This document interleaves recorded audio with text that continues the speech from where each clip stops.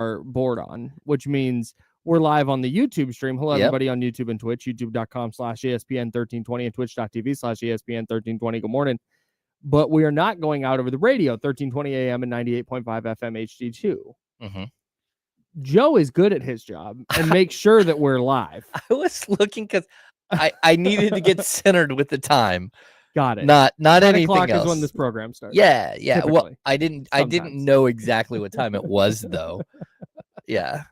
I don't look at the little tiny dial here that has the clock right here. Yeah, no, that makes sense. I do think our computer clocks down in the bottom right hand corner there, I think those are synced with our our studio clock. There's too much going on down there. I hadn't even looked. Clock's very important in radio, everyone. But James Ham is back.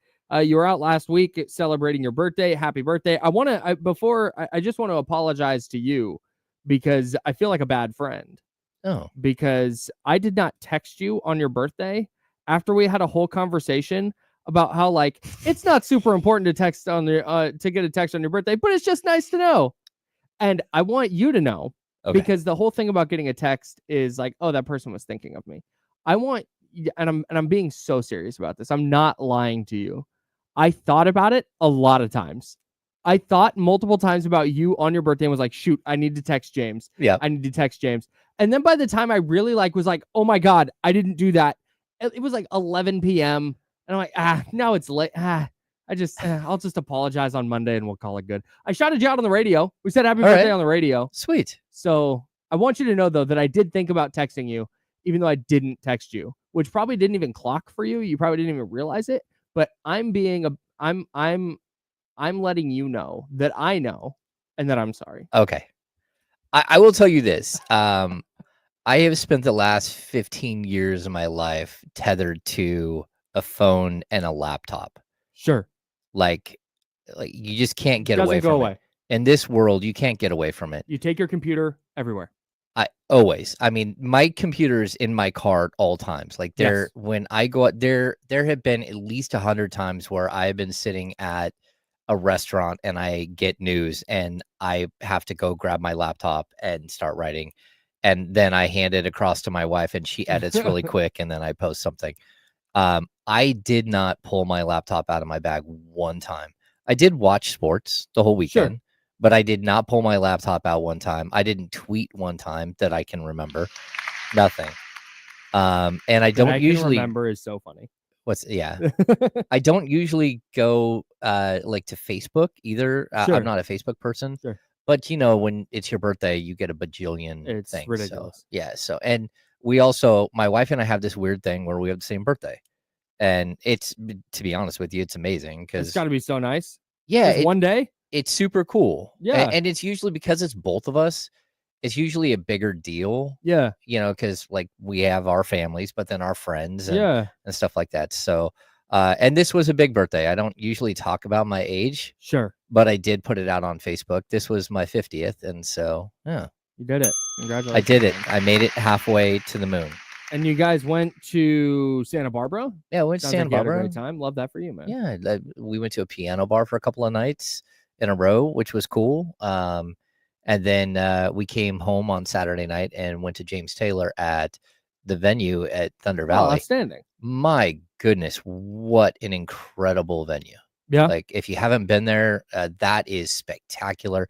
I don't know if it seats like 7,500 people, but it's made for spectacular like music. Yeah. I've heard nothing but good things about shows. There's not a bad seat in the house. Even like not a bad seat. Yeah, it's very subtle. The grade is very subtle. But they stagger the seats perfectly, so you're always in between people. Oh, that's great. And you can see over the top. It was just absolutely wonderful. Yeah, what a great venue. And it has the approval of the young people, which is big. There time. it is. What I really liked about the venue was they also have bars on the overhang area. So if you go out and you're walking around, you need to get a drink, go to the bathroom, whatever, you can still see the show. Even if you're waiting in line for a drink, you can still see the show. That's awesome. It's very awesome. Open air. That's really cool. Yeah. And of course, I ran into Just In Case. Right. Who wouldn't? Well, that and I guess Doug Thomas and Ken, but everyone was there. Just the Eagle. The entire staff of 96.9 The Which Eagle makes sense because it's James Taylor. And then I also think that they got free tickets. My tickets weren't free. Did you try? I didn't even think. Well, I may have asked promotions at one point. I now know who I have to ask here in the building if I want something for the venue. I did not know before. Very good. Yeah. Awesome. Those were a pricey ticket. All right. We have a ton of stuff to get to from NBA playoffs. Brock Purdy also got paid naturally after our program. And that news broke while I was at you. We were talking about the need to write in weird places. Mm-hmm. I don't take my laptop everywhere necessarily because the Gannett, which is the company I write for, has a really good mobile platform. So I could just jump on my phone. I can write from my phone. And I'm not one of the young people that can write an entire article on a phone really quick. It's not my preferred. It's not my preferred method, but it does happen. Disneyland, airplanes, bathrooms. I've written, pick a place. I've written there. And I was at Sac State's graduation on Friday for my buddy Frank. Mm-hmm. Shout out to the Sac State School of Business. And the news drops right as the ceremony's starting. So I'm like, I refused to be person on their phone because I was floored. It's Sac State's graduation. Mm-hmm. How many people left as soon as their person's name was called? That's unbelievably disrespectful. Yeah, that's horrible. It was wild. It wasn't the whole place. It wasn't like that. There were enough people though that it was noticeable. Okay. People came in. I'm not gonna get. This lady was super loud coming in. She sits down. She's saying hi to everybody. It's like, bro, people are talking.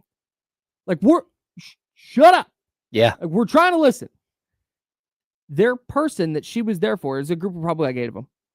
The person she was there for was the first name called. And they all loud as hell go, oh, whoa, all right, we're out of here. And they all stand up and like shuffling down the aisles while people's names are being called. Oh, just awful, right? And then you have people there is really cool. Tons of first generation graduates. Tons. Oh, very cool. And the excitement in the arena when people's names were being called was just amazing. It was such a cool thing. There was one woman, though. God bless her.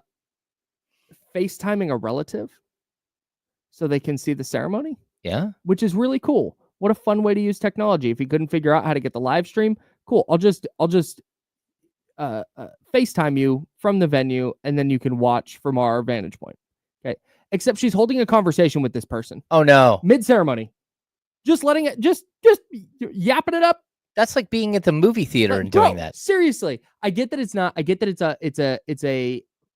in a vacuum, a pretty tedious thing. You're sitting there listening to names being called, but also you're watching people's lives change.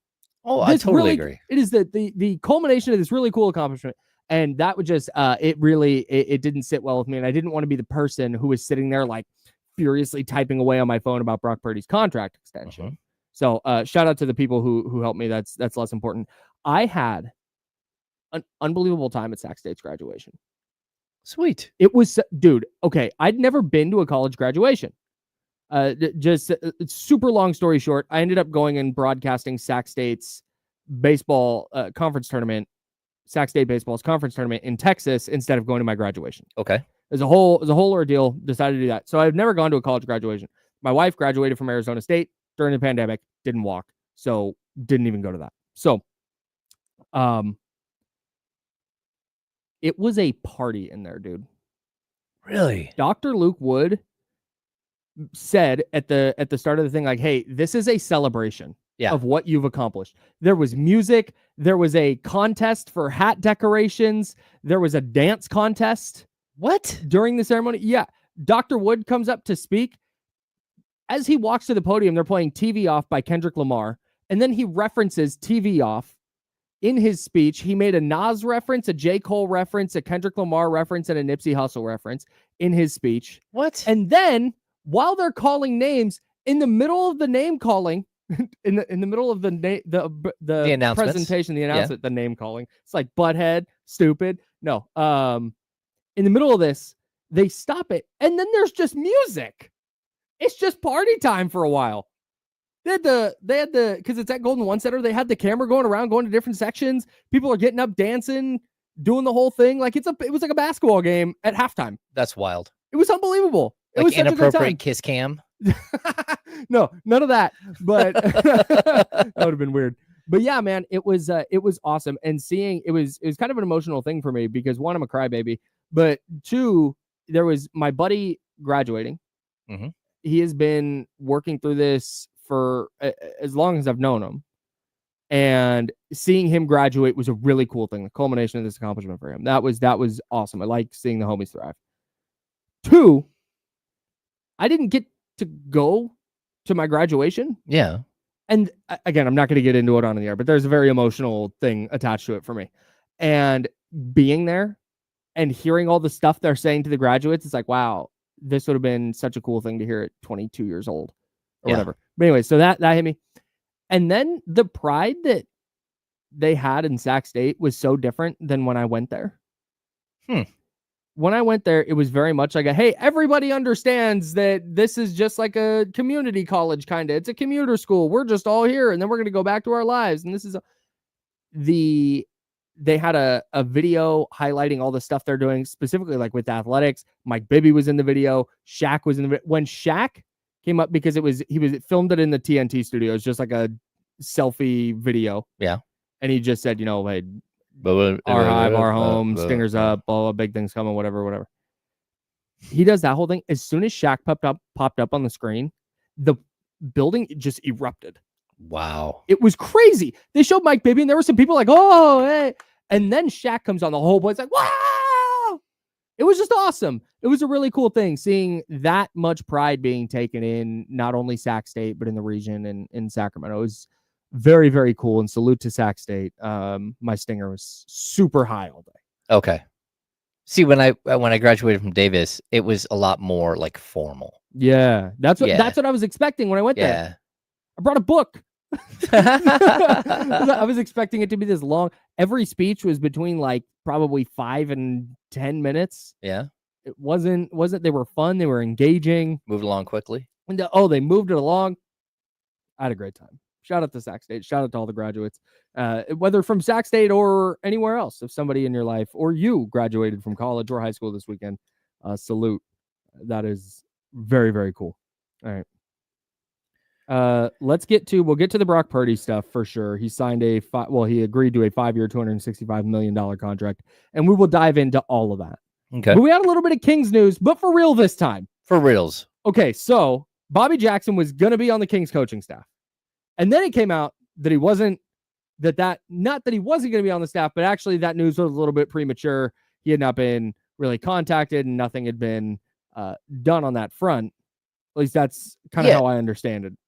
Understood it.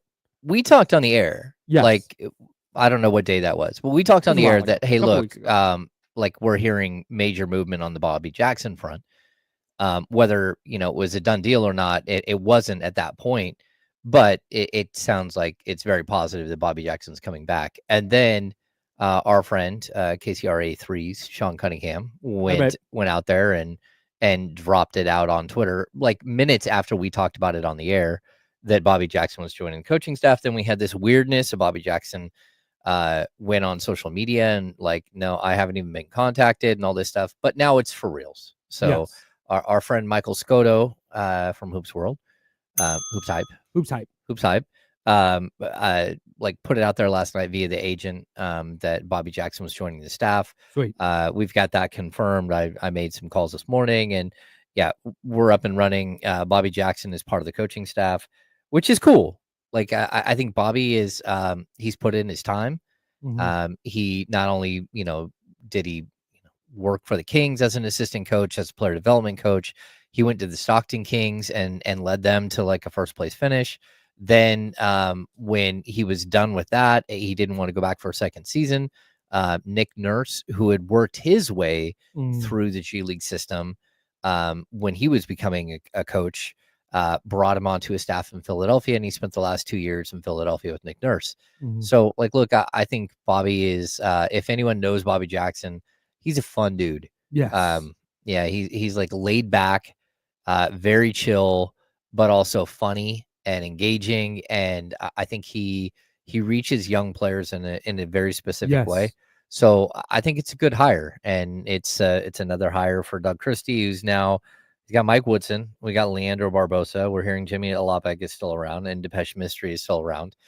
So there are, he's starting to build out his coaching staff. We're probably 3 or 4 more assistants / player development coaches away from him having an entire staff. But this is a good start. This is Definitely. what you're hoping for. I think it should be noted too that Bobby Jackson was like front of the bench in Philly. He wasn't like rando back of the bench guy. No. Well, was- and that's why in Sacramento he had a little bit of trouble because when Mike Brown came in, he like had an established like who's my guys. Yeah. And it was going to be tough to ever climb in Sacramento. So, Right. So I'm assuming that Bobby Jackson takes one of the front of the bench roles with Leandro and with Mike Woodson, which I believe leaves one more front of the bench. So I think you're allowed 4 assistants up front, either 3 or 4. All right. Brock Purdy, he got paid. He did. We got conference finals in the NBA. We'll get into all of that. Would love for you to join the show on the Oak Grove Kid Talk line, 916-909-1320, 916-909-1320. Brock Purdy got paid. Did the 49ers make the right deal? We'll talk about that next. That's James Ham. I'm Kyle Madsen. Joe Brazil's with us. We're the Insider, sponsored by Jiffy Lube on ESPN 1320 and Sacramento Sports Leader. Hey.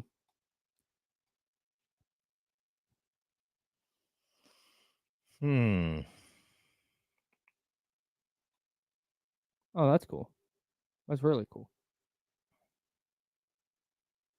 I've been thinking about dumping some money into Cameo and getting just some random celebrities to do rejoiners for us. Oh, yeah?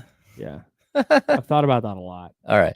Just throw a few $100 at it. Just find some people in the $50 to $100 range. Okay. And for $100, you can get a good name. That's what. Seriously. Yeah.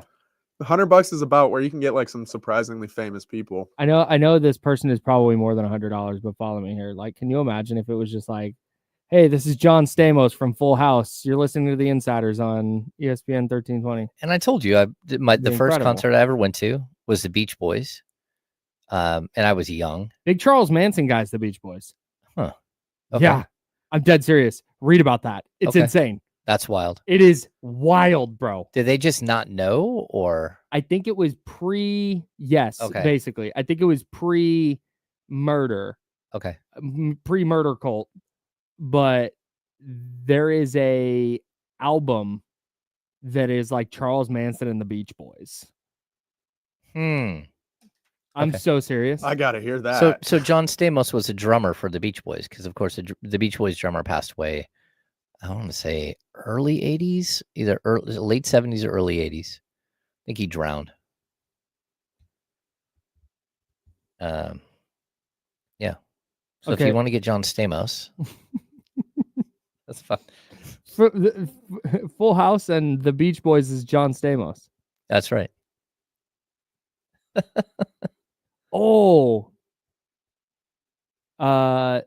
This is the AI overview, so take it with a grain of salt and a shot of tequila. Charles Manson's association with the Beach Boys primarily centered around a brief period in 1968 and 1969 where he attempted to collaborate with the group, specifically Dennis Wilson, that's the drummer. This resulted in the Beach Boys recording Manson's song Cease to Exist, which they renamed Never Learn Not to Love and released as a B-side. Manson was uncredited on the song, and he later attempted to secure a record deal through Dennis Wilson, but was unsuccessful. That's fascinating. Manson had moved in with Dennis Wilson? That's what David Jackson's saying. Jonathan just took my car keys. Should I just let him? Like, if I'm just gonna let him. Jonathan could walk in here and be like, "I need all of the money. Your social security." Yeah, no, I would. You got it, dog. I would not ask Whatever's any clever, questions. bro.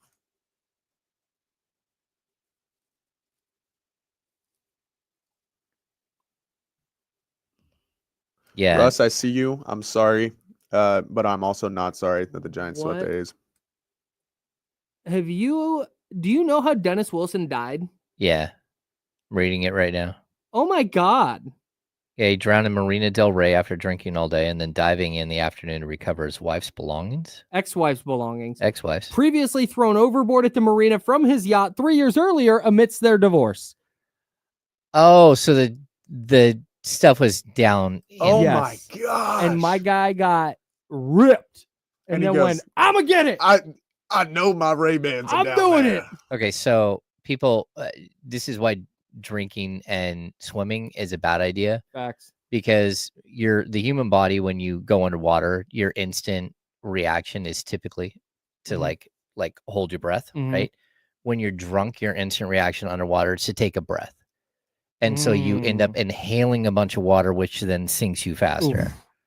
Yeah. Takes away your buoyancy. Yikes. Yeah. Don't drink and swim.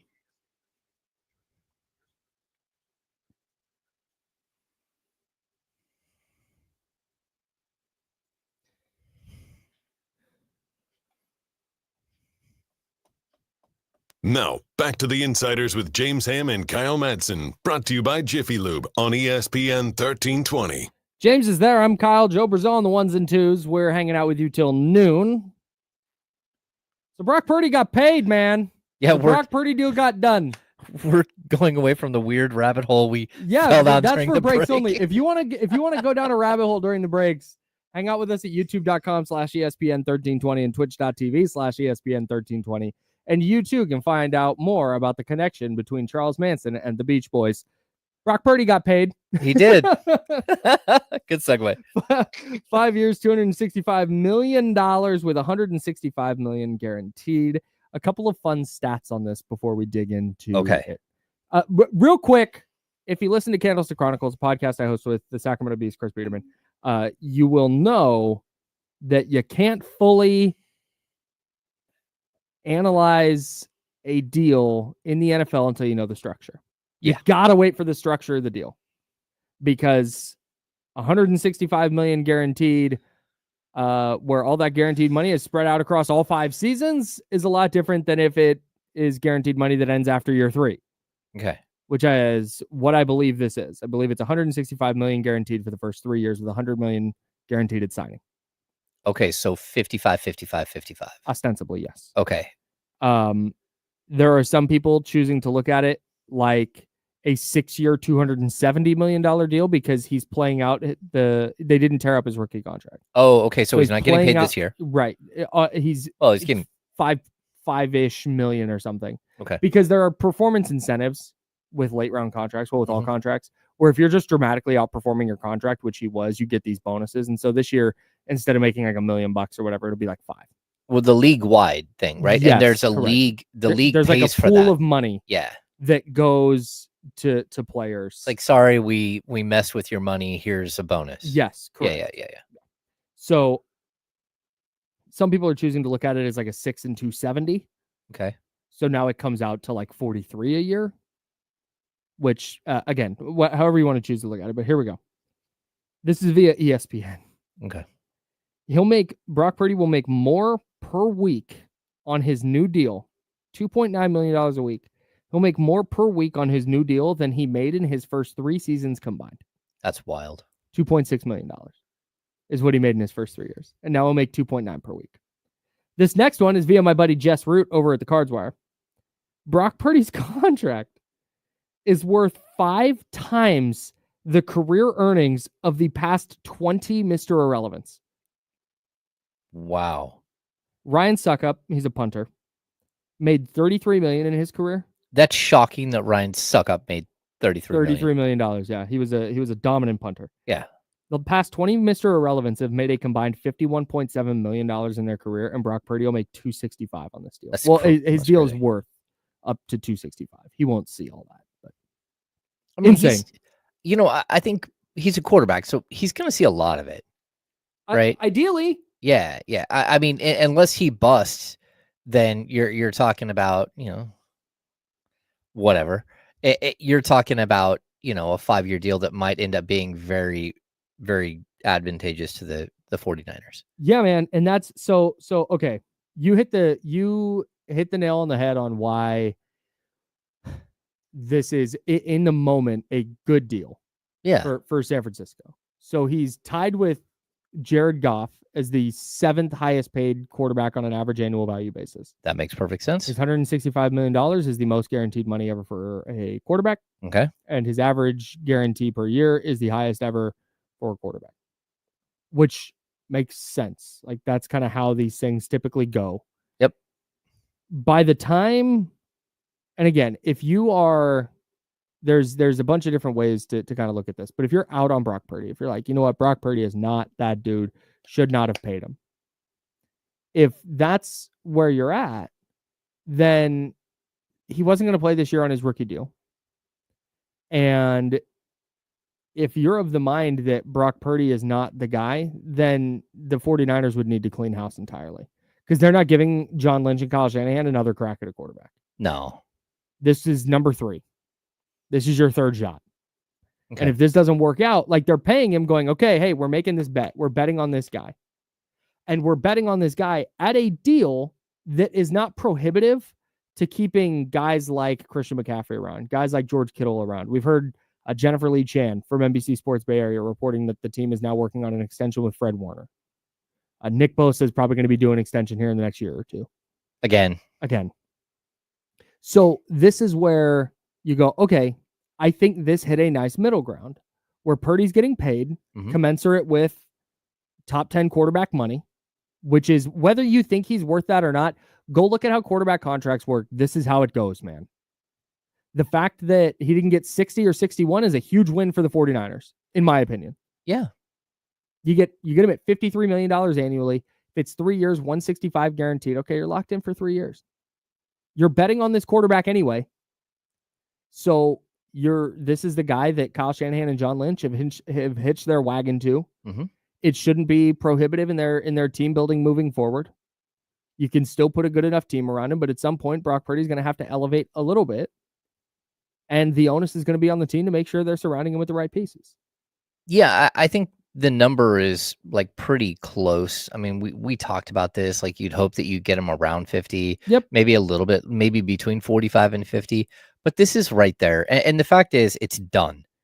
That's the biggest thing for me. Like, I'm not going to sit here and argue over a couple of million here and there, especially when you factor in that they didn't tear up this year. So he's only getting paid $5 million this year. So really, you have him for 4 years at you're locked in. And then those last 2 years, you're going to figure out whether he's the guy or not. Right. But it's over. It's done with. Training camp, mini camps, all that stuff. You have your leader, you have your quarterback, you have the guy who's going to run the show, who can start building chemistry with new wide receivers and all that stuff. Yep. It's over. The 49ers did not do what they typically do, which is drag this thing out all summer long. And I'm really excited that they did this with Kittle. I'm excited that they're already working on it with Fred Warner. Just get your job done early. Do your work early. That's it, man. And I said it, and Mark Souza's right.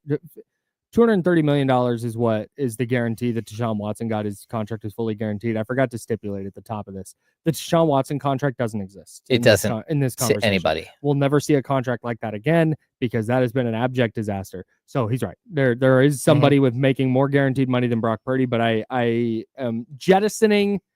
I am going to jettison the Deshaun Watson contract for this. Anyways. Purdy, good deal. Building moving forward. Yeah, I'm here for it. I had a thought on this, and I can't remember what it was. Oh, the timing. I said throughout the spring, when they get this done matters more to me than the dollars. Yep. Because look, here's what the 49ers are team building wise. There's nobody on their roster right now that you're looking at that you're going, oh man, that guy's going to be due big money in 3 years. What they need to do is they need to start supplementing their roster with rookies, cost-controlled, good players who aren't going to break the bank for the duration of their 4-year contract. They were going to need to do that regardless of how much money Brock Purdy was going to make. So that's why the dollar amount mattered less to me. The fact they got him at 53, like, yeah, you know what? That's probably about right. 50 to 55 was kind of the number that I had in my head. You land at $53 million annually. And again, this is average annual value for the life of the deal. We haven't seen the exact structure yet. But this to me just makes sense. This isn't all of a sudden like, oh my God, how are the 49ers now going to keep this stud wide receiver and this stud cornerback? Like, Deommodore Lenoir's locked in. They're working on locking in Fred Warner, Christian McCaffrey, Trent Williams, George Kittle, Brandon Ayuk, all locked in. Yeah. And they know that they're locked in with the structure now of Purdy's deal. So now they can actually move forward into maybe next offseason. Trent Williams retires and they need to pay big money for a left tackle. Now you know what you're looking at and what you're dealing with your quarterback's contract structure and how to maneuver contracts around that. Well, it also looks like the way that they've kind of flushed all of the dead money this season, that they might even have a possibility here, because you didn't start his contract now, of rolling over some money as well into next offseason. And I think when you look at the way that they've built their sort of their roster, you have these gigantic slots of money that are already like predetermined, right? So you've got Bosa and his contract. Bosa is not going to get paid the way he did last time. Like he's going to get good money. Yeah, he's not going to get top of market money. No, but it's going to be within the confines of what he already makes. Brandon Ayuk, again, is not going to make more than what he makes right now. So if you do end up keeping him down the road, it's going to be in the same sort of salary slot that you've created. Same with Fred Warner. You mentioned Trent Williams. Now you have 23, 24, 28, whatever it is now that they're paying Trent Williams, that you know what you can afford and go out and get. And then you just have to have some of these other guys prove up. That's it. You know, you're going to have to hit on draft picks eventually. Yeah. And here's the other thing with Purdy's contract. Again, we don't know how it's structured, just so we don't know exactly what it's going to look like yet. But my guess is, based on how we know the 49ers do these deals, we're probably looking at, so it doesn't kick in till next year, so 2026, then 27. The big cap hit is probably 2028, 27 or 28.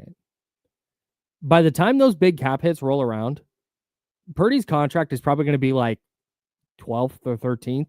Yeah. Among quarterbacks. Even someone put in the chat, like, it's 14th in percentage of the cap.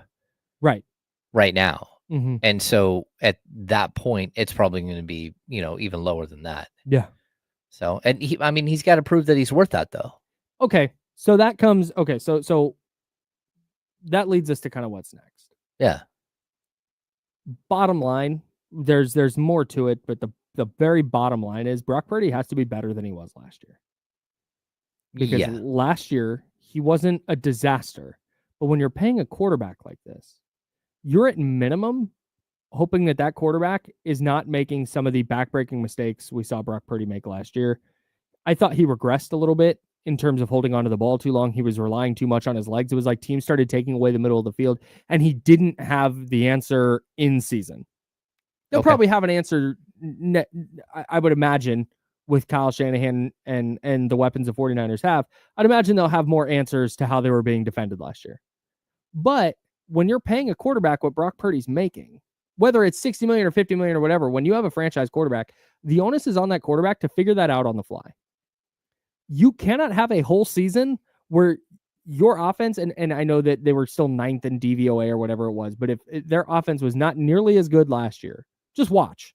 It wasn't as smooth last year. It was like they were fighting uphill a lot offensively. And if that's going to be, that's not a sustainable thing.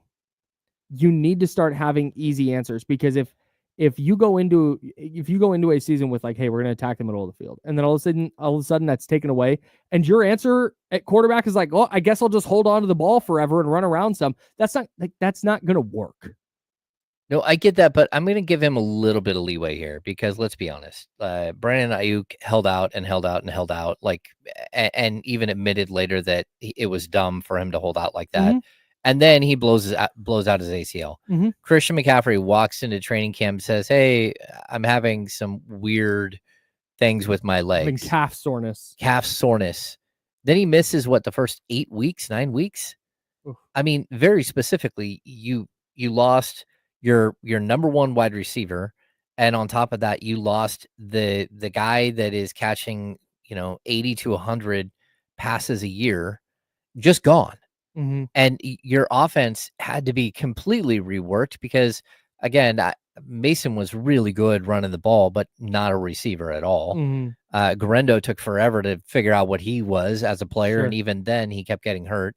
So you had all these pieces that weren't working, and what they really did is they exposed Deebo Samuel as just not the same player. Deebo would have looked different if again McCaffrey was there and Ayuk was there and this offense was flowing.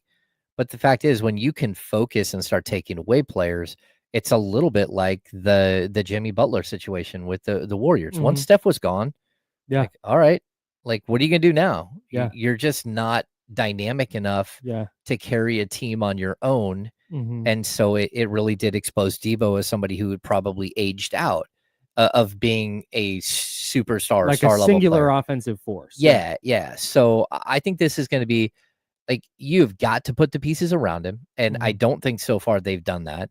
They're, again, Ayuk's going to miss half the season. You brought Kittle back. McCaffrey should be healthy. You've drafted a couple of guys, but we know Well, they how that used a works. first round pick on a guy. No, they did. Like They did. they've to their I guess credit, they used a first round pick knowing, okay, hey, one of Debo Samuel or Brandon Ayuk are probably gone. Mhm. So let's get a first round pick in the building. Now, whether Ricky Pearsall can actually play, still TBD. Yep. But they've tried. They certainly tried. Yeah, they did. And I mean, even throw that whole situation in, like, you brought in a first round pick and then he ends up getting shot in the chest after having hamstring and shoulder injuries in camp. Yeah. So I really want to see what Brock Purdy looks like. We always talk about, if any other quarterback stepped into that situation, they would be so great. And what would Purdy look like in another situation? It's like, well, Purdy didn't look great, but he still threw for 3,864 yards and 20 touchdowns. So it happens when you're playing from behind a lot. Yeah, on a team that was missing like so many star level pieces. Yeah, I get that. I totally understand it. You're right. On the other hand, once you pay this guy, you got to be the rising tide that lifts all boats a little. Yep. Like at least a small amount. And again, we're painting this like he was a total disaster. He wasn't Nathan Peterman last year. No. He just very clearly, when the talent level dipped, so did he. Mm-hmm. Or I should say the talent level around him dipped, so did he. And I could see that becoming that's the question, is what does this look like? Because shout out to my guy, Cole Musgrove. He's the Seahawks Wire managing editor. Okay. And he went through it the other day because he quote tweeted the news, and his reaction was, "This is what all the 12s were hoping for." I saw this. Like, I'm sorry. First of all, and I know it's not, Brock Purdy's 5-1 against the Seahawks. It's not like Brock Purdy has been ass against Seattle, and they're like, yes. Also, pretty reasonable contract. Yeah. You were rooting for a very reasonable deal? That's kind of weird. That's a weird thing to do. But anyways, I get that Brock Purdy is not. But he said, he was like, well, let's see what he looks like when he doesn't have the Avengers around him. It's like, you know what? That's fair. I think that's a totally fair point still, because we don't quite know. Because last year we saw Brandon Ayuk go down, we saw no Christian McCaffrey, and we saw Debo Samuel struggling, and we saw, you know what, a worse version of Brock Purdy. So right now the evidence we have is that Brock Purdy's play is going to ebb and flow with the talent around him. And the issue you run into there is with a $53 million quarterback, it becomes a little bit harder to bring in and retain that talent. So now it's like, okay, can you find it? Can you find it via the draft? Can you find it via savvy veteran signings or free agent signings? Can you find it via trade? These are the questions now. Can the 49ers continue to build out a roster that allows Brock Purdy to be the maximized version of himself? Mm-hmm. Because I think he does fall in the bucket of, there's a massive bucket of these quarterbacks where, you know what? Hey, you put the right guys around him and you can win a Super Bowl with that guy. I think Brock Purdy's that. But I do think there's going to be some requisite level of talent, and it's just a matter of what level is that? Mm-hmm. To win a Super Bowl, not just to be pretty good or not just to put up numbers, but to win a Super Bowl. What's that requisite level of talent, and can the 49ers build? It's a big question. It is the question. And while I don't think that his contract is going to be prohibitive necessarily, it certainly makes it a little bit more difficult. It adds a little bit of an obstacle when it comes to adding that talent. There's another thing that happened with the Brock Purdy deal, and we'll talk about that coming up in a bit. But after we got to step aside on the radio side, Jacob Wilson, future American League Rookie of the Year. Oh, yeah. From your Athletics, is going to join us next. We're going to talk a little ball with Jacob Wilson. If you have not looked up Jacob Wilson's numbers recently, go check him out. My guy is raking. Awesome. And he's doing it at, 23 years old? Really, really good player playing right here in Sacramento. Can't wait to talk to him. We'll do that next on The Insiders. We're sponsored by Jiffy Lube. It's ESPN 1320, Sacramento Sports Center.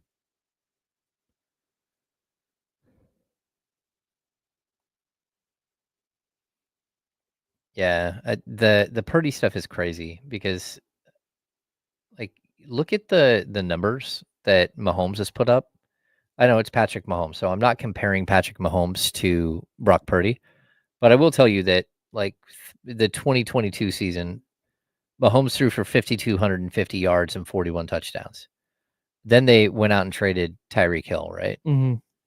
His numbers dropped to 41-83 and 27 touchdowns and 39-28 and 26 touchdowns. Like the talent around him dipped dramatically. Mm-hmm. And then you go back to last season, they tried to create wide receivers, Rashee Rice, and then he gets hurt. And then it just felt like they never were able to like build what their, the group of wide receivers around him. Mm-hmm. And his numbers took a huge hit. Like it's not just the spectacular, quarterback. I mean, or a guy like Brock Purdy that's going to struggle when the talent around him is less. Mm-hmm.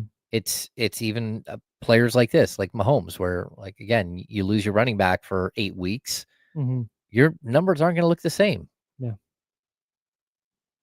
Yeah, man. Hopefully through the stream.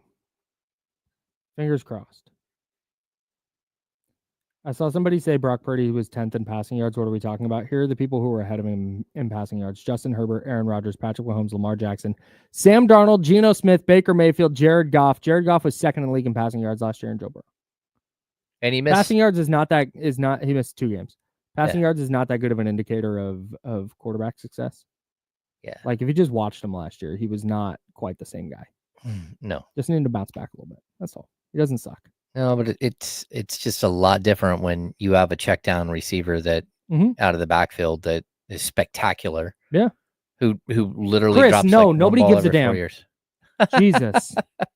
God, the Angels bit's over. How's Oxnard? I hate the Angels, dog. Couldn't care less about them. Could not care less what happens to the Angels. That's funny.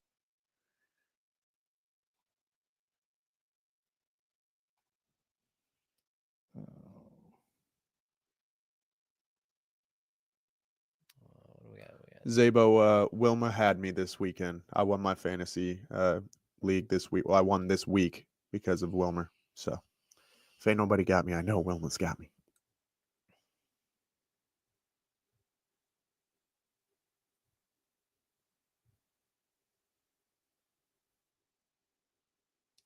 Yeah. The Angels are the Zach Collins of MLB.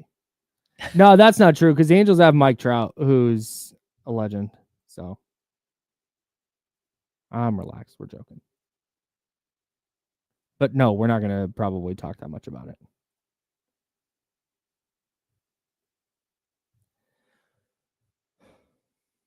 Walking anyone, walking anyone to get to Wilmer Flores, who was coming off a game where he hit 3 dongs, is crazy.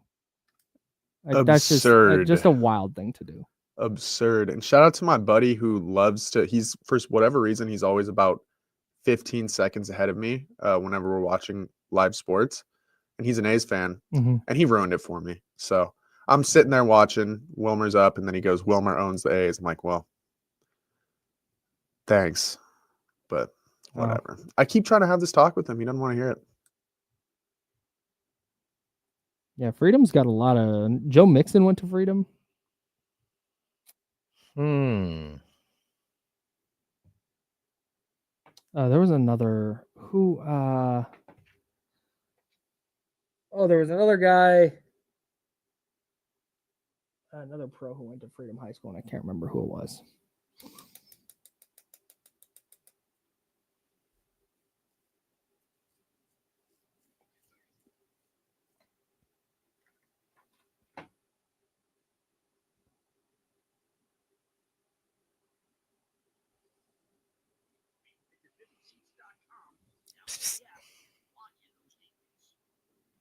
Kyle.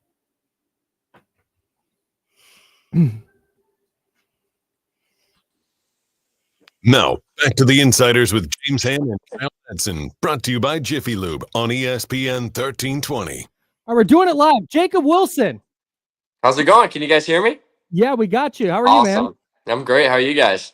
Hanging in Good, there. man. This Awesome. is Jacob Wilson, future American League Rookie of the Year, joining us on ESPN 1320.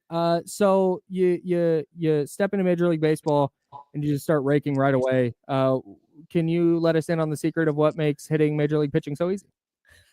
There's really no secret there. I think kind of going, looking back at everything that kind of goes on pregame, you gotta, the coaches give a great scouting report on all the pitchers that we see, and then just being able to, talk to teammates who have faced the guys previously in the past, and just being able to kind of build a plan around, how we're gonna go, attack this pitcher today, and I couldn't, do it without anybody in the clubhouse, all like, players, coaches, staff, and then it's been an awesome year. We have a great clubhouse, so it's been very, very exciting to be a part of it, and looking forward to the future.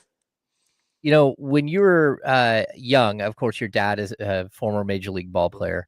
I read a story about you guys playing stickball all the time, Oh and yeah. Hmm. this is how you learned how to do this crazy contact thing. We keep looking at your contact rate and everything else. Just how wild is it that it doesn't matter what level you're at, it seems to translate so far? Yeah, it's definitely pretty cool for me. A lot of hard work, like you said, with the stick ball with dad back when I was growing up. I think it definitely stemmed from that. We kind of just had a very skinny kind of wood bat, and it was a tennis ball, and he would just throw as far as he can, try to strike me out all the time when I was 12 through about 16 years old, and that definitely helped the contact rate for sure. I kind of always like this, and once I kind of hit high school, it was always kind of contact first. For me, I didn't really like trying to do too much power. I felt like when I put the ball in play, it kind of helped the team overall more than me trying to hit homers. So I think it's just being able to kind of take that skill set and really being able to practice it pregame too. When you have a velo machine, you go in there really just trying to warm up your hand-eye coordination, and just being able to use the tools in the cage before the game, before we actually step on the field. So it's a lot of preparation that goes into it. Talking with A's rookie shortstop Jacob Wilson here. Jake, you mentioned that you found that making contact was kind of your way to help the team more than hitting the ball over the fence. Feels like in Major League Baseball, there's such an emphasis on these three true outcomes, right? It's exit velocity, it's launch angle, launch angle. It's all about those things, and then you step in, and it's very contact oriented. Has there been any resistance to that? Or is just the fact that you're hitting 360 or whatever it is, and coaches are just like, yeah, go keep getting on base?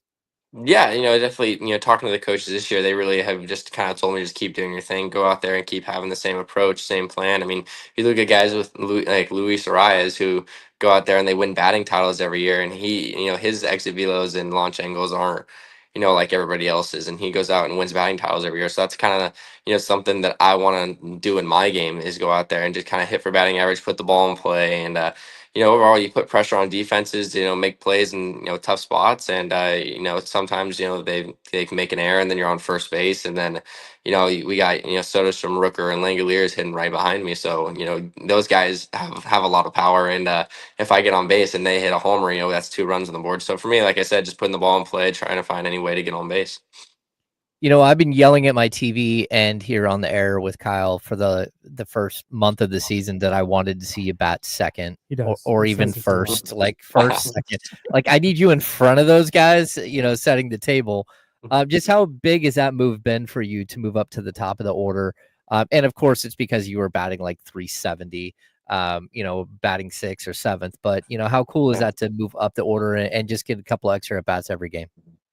Yeah, it's super cool. Be able to play for a major league team and hit at the top of the lineup is always been the goal for me. And whether it's lead off or hitting second or even wherever it is. I mean, you only hit there kind of once to start out the game, and then you're in a different spot throughout the rest of the game. But it's awesome to be able I'm either leading off and starting the game out for our team, or I'm hitting second behind usually Lawrence Butler. So for me, it's a great spot. Like I said, it doesn't really matter where I hit. I go up there and try to do this, have the same approach every single at bat. But it is pretty cool for me to be able to hit at that top of the lineup.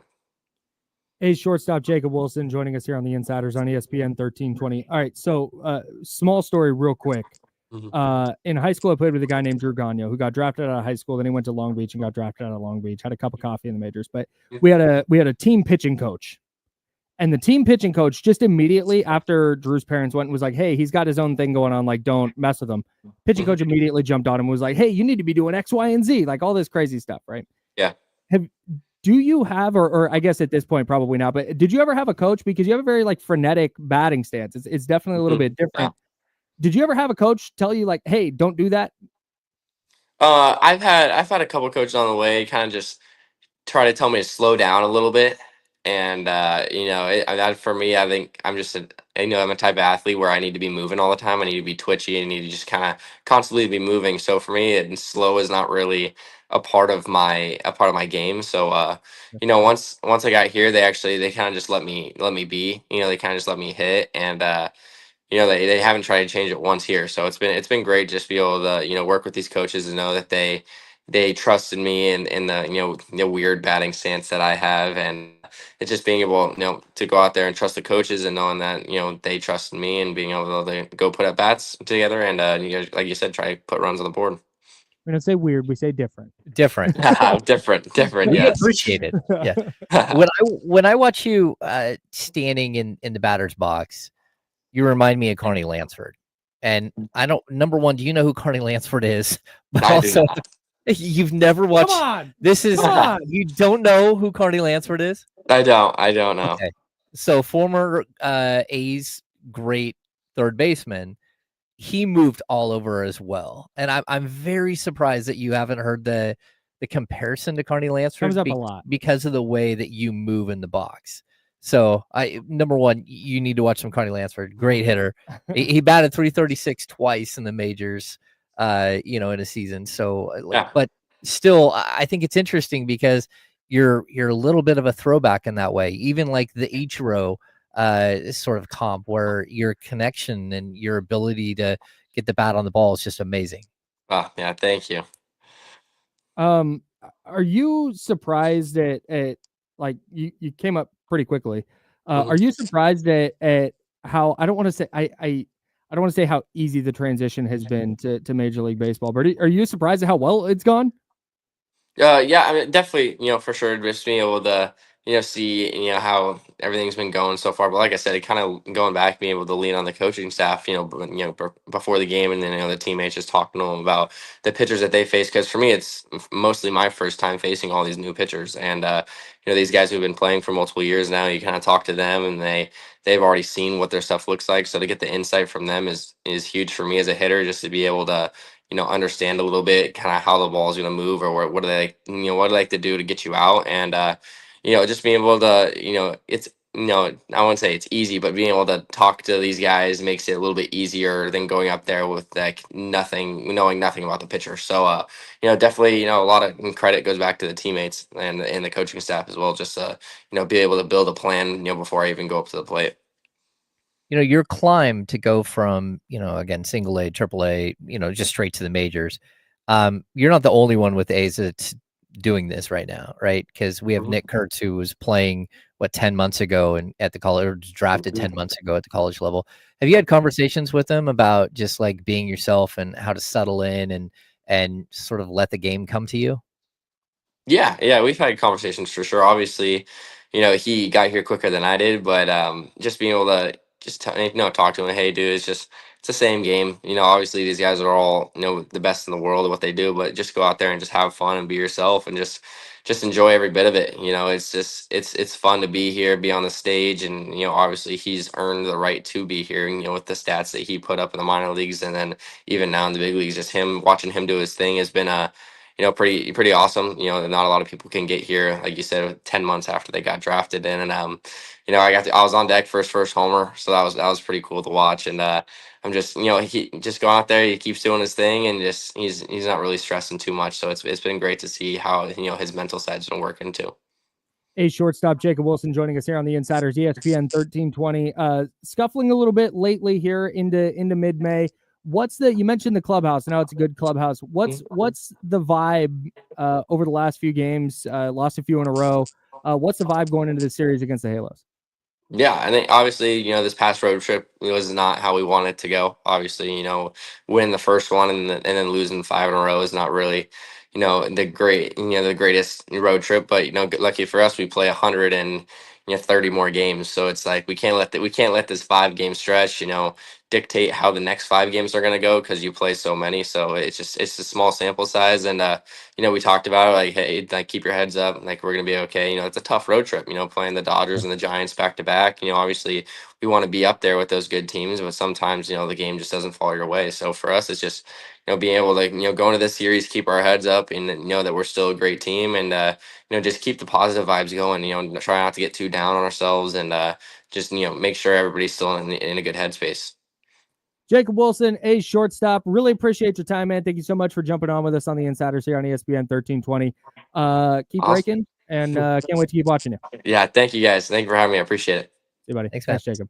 There he goes. Jacob Wilson, future American League Rookie of the Year. FYI. Oh yeah. Like, come on. Yeah. It's just unbelievable in modern baseball.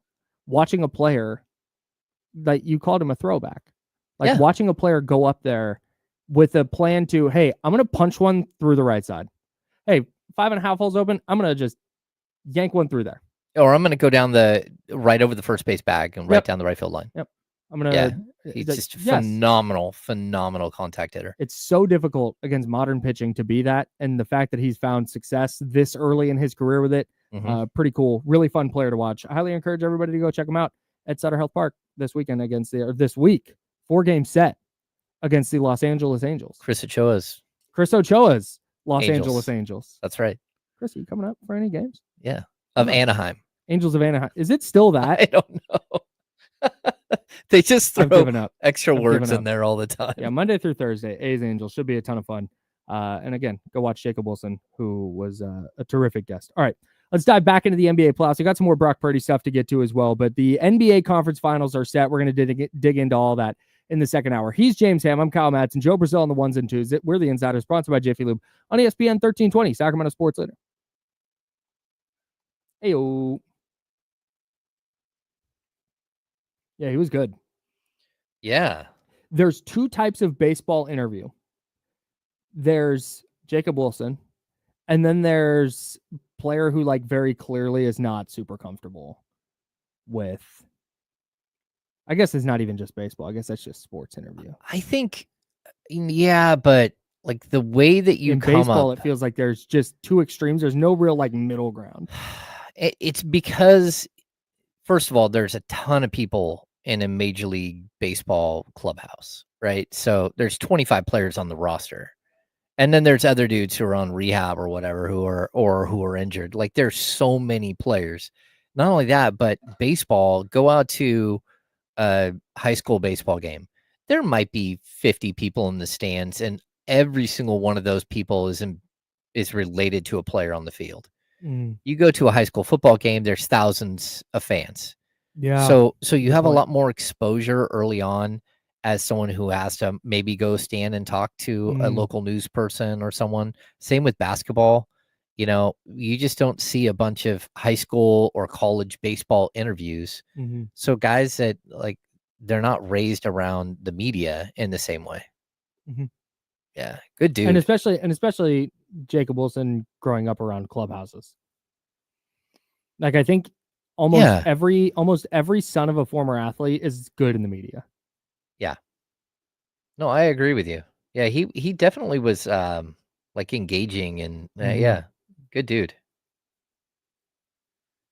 Hopefully he gets the insider's boost. Yeah.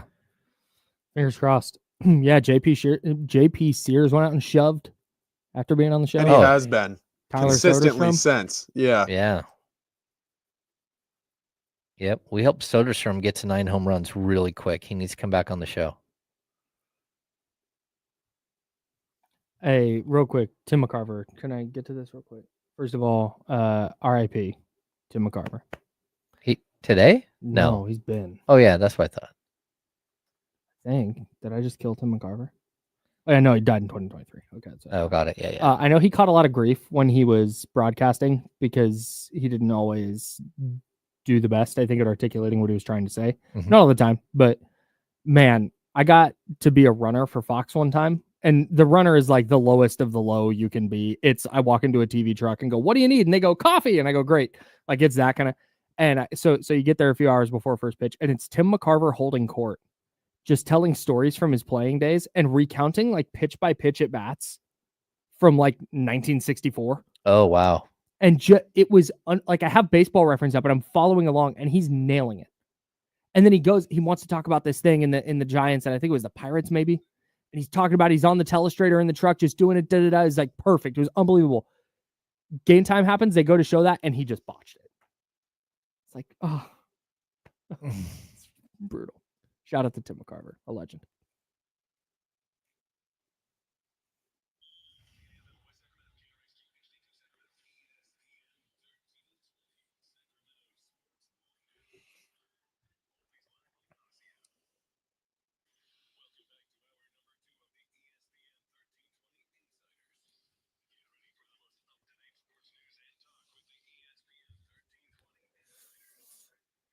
Hour number 2, that's James Ham, Kyle Madsen, Joe Brazil behind the glass. We are sponsored by Jiffy Lube, and we're hanging out with you until noon. Then we'll hand it off to D-Lo and KC right here on ESPN 1320. That's 1320 AM or 98.5 FM HD2 on your radio dial. The free Odyssey app. We're available there wherever you are in the world. Just search ESPN 1320, and then when you open the app, our station will start playing. And, of course, youtube.com/ESPN 1320 and twitch.tv/ESPN 1320 if you watch our show on YouTube. Because, of course, we simulcast. We would appreciate it if you subscribe to the channel if you don't already. Just hit subscribe. You hit the little notification bell. We're not going to email you. We're not going to charge you any money. It's free to subscribe. Yeah. And all it does is let you know when we go live. And then when you open YouTube, we're there at the top of the page. Okay. Or near the top of the page. So we'd appreciate it if everybody subscribed to our YouTube channel. That would mean a lot to us. Thank you so much for those who will and those who have already done so. All right. The NBA conference finals are set. The Pacers and Knicks, we already knew that. I want to get into Game 7 a little bit because the Thunder punched their ticket with a resounding victory over the Denver Nuggets yesterday. They will face the Minnesota Timberwolves, who, of course, dispatched the Warriors in 5 games last week. So let's start with Game 7. Because, damn, I know that the tendency with NBA discussions, particularly on the internet, is to tear down the team that lost. It's to, hey, why did that team lose, particularly when they get blown out? Why did that team lose 125-93? Oh, my God, Nikola Jokic is a fraud. Oh, my God, they need to rebuild their team. Is Jokic going to ask out? There's all this stuff. Mm-hmm. I learned nothing about the Nuggets yesterday. My mind changed 0% about the Nuggets yesterday. Where my mind changed was that the Oklahoma City Thunder are here. Oh, they've been it's been like, oh, they're on their way, they're en route. But had they lost yesterday, had they fallen apart in a Game 7, the discussion would have through the offseason and into next year is like, hey, how for real is Oklahoma City? Do they need Kevin Durant? Do they need to make a big move? To get over the hump? They got over the hump. Oh no, they silenced everything. They cleared the hump. They just. I think the crazy thing to me was their ability to defend and to take the Nuggets out of everything that they were trying to do. Everything. They could not move the ball at all. And they were using, again, a 6'4" guard to defend Nikola Jokic. They would not let him anywhere near. He was struggling just to get inside the 3-point line. Yeah. And then he just kept turning the ball over. And the jailbreak, fast break plays. I will say this, and I'm not going to tear down the Nuggets, but I do think that there were 2 things that happened I thought were very strange to me. What are those? Number one, the end of the second quarter, have you heard of calling a timeout to stop a run? It was ridiculous. Have you heard of a timeout, David Adelman? I thought they were out. I think that David Adelman, realistically, he just got caught up in the moment, and that's like a rookie head coach moment, right? Yep. And I'm not going to say that it fully cost him the game. There's no way to recover, but it probably did. They allowed, what was it, like a 14-2 run at one point, and it was just one turnover with a fast break finish after another. Jalen Williams he went for 6 straight points, and you're like, yes. Why are you not calling a timeout, man? After 2 of those, it's like, all right, timeout. How many times did we see Mike Brown or Doug Christie do it after 1?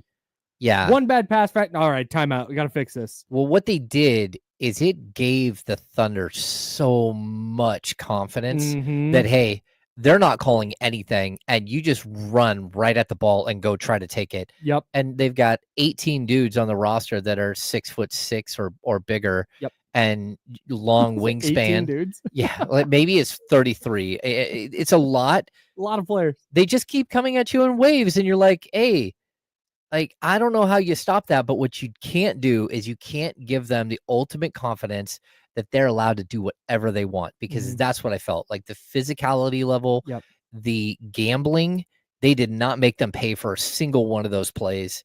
And I thought that was the first thing that I didn't quite get. Like, how can you let the game get out of control going into half? Yeah. And then the second thing, there was like 7 or 8 minutes left. And I know your team is beat up, and I know that there's a certain amount of respect you give Jokic. I know Aaron Gordon was hurt, but to wave the white flag with like 8 minutes left in a game 7, really odd. I was almost sad for Nuggets fans. Like, man, like I get that your chance of coming back is very slim. We saw the Clippers do the same thing. Yeah. And I get, like you said, like Aaron Gordon dealing with a grade 2 hamstring strain. He was out for weeks and showed up for the game and said, I'm playing.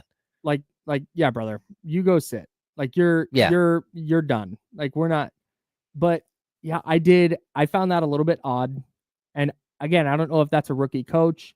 Maybe during a timeout, he said, hey guys, about 7 minutes, you think? 7 minutes, see if we can, and they all agree. I don't know, but I do think that's a little bit strange. Not just going for broke in a game 7. Yeah. But man, you mentioned it. Nikola Jokic, 20 points, 9 boards, 7 assists. He shot 9 shots. They wouldn't let him anywhere near the basket. 5 times. Yeah. Their defensive game plan for him was sensational. Jalen Williams, a player who we talked about on Friday's show, because he did not show up in game 6. And Jesse and I talked about how, do you move on from him? What are you doing with Jalen Williams this offseason? Is his value at his highest? Do you move him now? Do you wait? And he showed up in game 7 he had more points in that last 3.5 minutes of the first half than he had in game 6. He finished the game with 24 points, 10 of 17 from the field, 2 of 5 from beyond the arc, 5 boards, 7 assists, and a steal. 1 turnover. He took a leap to become the second best player on a great team. Yes. Now, at least that's what it looked like. That's where he's heading. Yes. Yeah. I don't know if he's there yet, but he's trying to take that leap. And it's not easy. And we're talking about a young player who went to Santa Clara? Yes. Yeah. I mean, this is a tough world to play in when, again, you have a superstar on your team, but that's it. Like, that's the most interesting thing about the Thunder is it's one superstar and then a bunch of just dudes. Yeah. And like, it's just a different dynamic because all of the focus can go towards Shea. And you can't stop him. That's just not. I mean, he's just too good to stop. Unreal yesterday. Yeah, we had the conversation. I wondered, man, you watch how Jokic is playing in this series, and Shea'd been awesome too. You watch how Jokic is dragging this team along, and Russell Westbrook struggling here, and Michael Porter Jr. can't shoot there, and oh my God, Aaron Gordon's hurt now, and it's just Jokic just plugging along, just taking these guys to 7 games. And I wondered, like, man, if this game 7 goes how game 6 went, do you think there will be some buyer's remorse from people who voted Shai Gilgeous-Alexander for MVP? And then you watch Jokic do what he did in game 7, and you watch Shai, no matter what the Nuggets are going to throw at him, didn't matter. 3 of 4 from beyond the arc, 12 of 19 from the field. He scores 35 points, has 3 steals, 4 assists, 3 rebounds, a block. When you have 3 steals and 4 assists and no turnovers, to go along with your 35 points.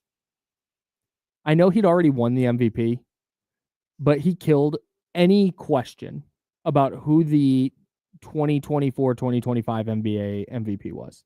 Oh, I totally agree. You can think Nikola Jokic is the best player in the league still. That's fine. I'm not going to argue with you. This was SGA's year. And I know that it's a regular season award, but trust me, playoff series are going to determine how the conversation goes. No more. There's no more doubt whose season it was.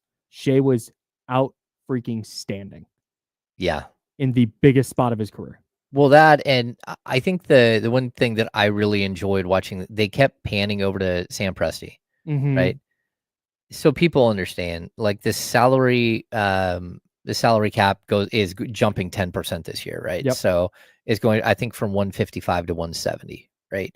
And the luxury tax goes up the same way. It jumps the same exact percentage. And so this year's luxury tax is 172 million. The Oklahoma City Thunder, 167. They're under the luxury tax. Next season, they're at 172.6, and they have 13 players under contract. Mm-hmm. They are under this year's luxury, or they're at this year's luxury tax, and it's going to go up 10%. So it's going to go up 18 million bucks, 17 million bucks. Mm-hmm. They're going to be that far underneath the luxury tax walking into this season with 13 players under contract. And most of them are under contract long term. You know, it's just absolutely remarkable how not only have they built a winner, but they built a sustainable, like real winner. Mm-hmm. And they have enough money Crazy. to go out and do the same thing they do every offseason, where they take in like a $8 to $10 million salary and pick up another first round pick. They can do that still and stay way under the luxury tax. They can do it twice. Yeah. It's just like they have built a monster, and we don't know if they're going to be good enough to win the championship. Like, that's still yet to be determined. Man, it sure seems like it.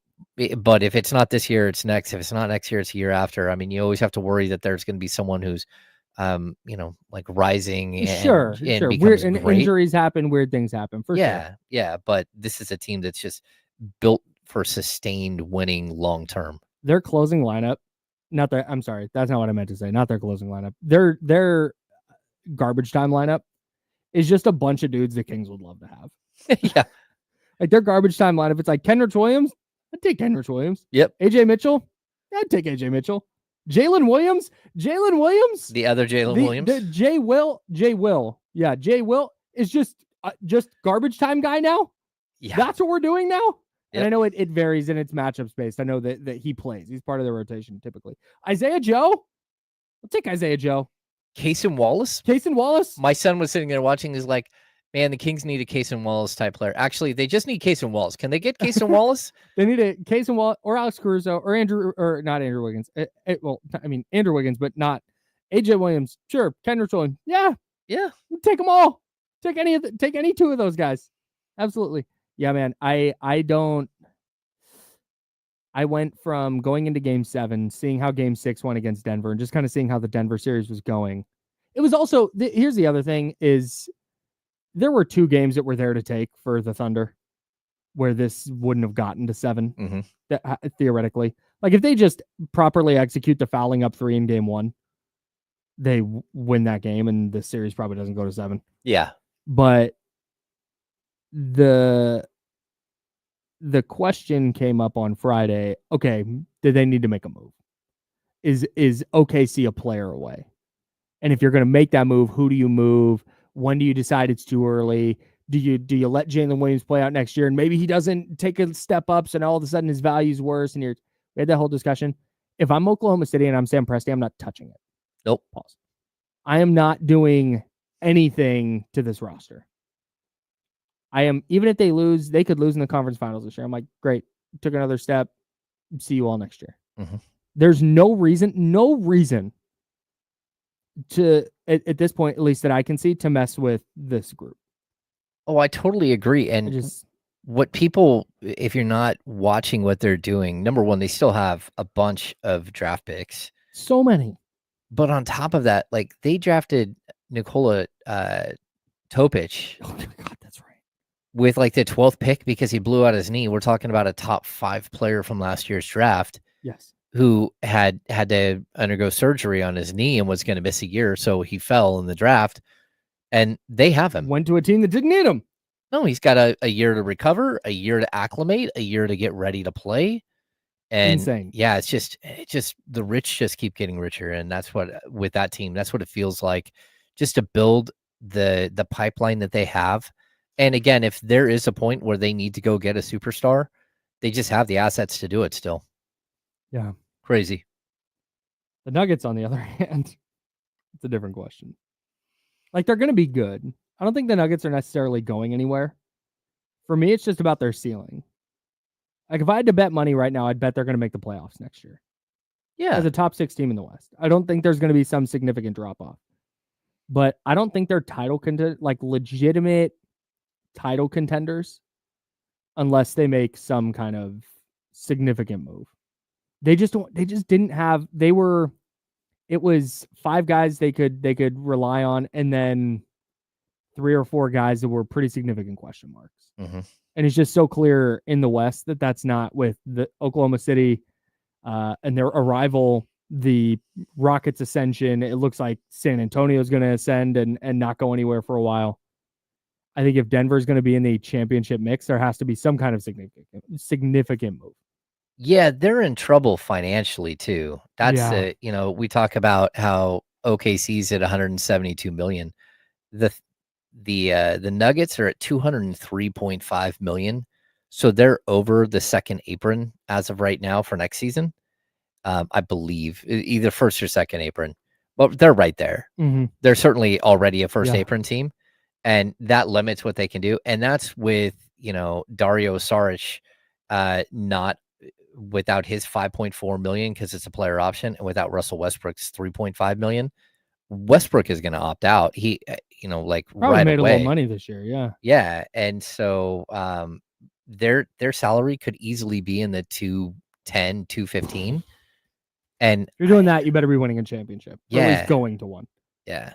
Man. The mistake they made really is that not only do they have like a lot of money owed this year, but Jamal Murray's salary goes from 36 to 50. Yeah, his extension hasn't even kicked in. It hasn't. No, you got him at 50, 54 and a half, 58 and a half, and 62 and a half.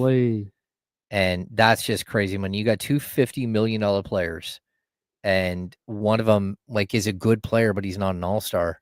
And that's a lot of money to have, putting out for a guy who's never made an all-star team. Yeah. So yes, it's tough.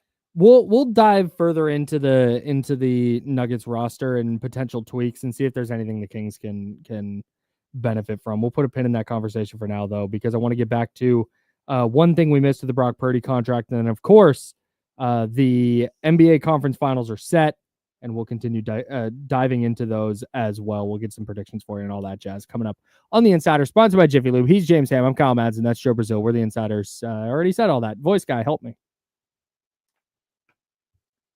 Oh, you're good. The voice guy thing is funny because I say that and then nobody on the stream actually hears voice guy. Oh, yeah. Yeah, thank you, TJ. Don't forget to hit the thumbs up. Haven't seen anything yet on the Warner deal, Bryce.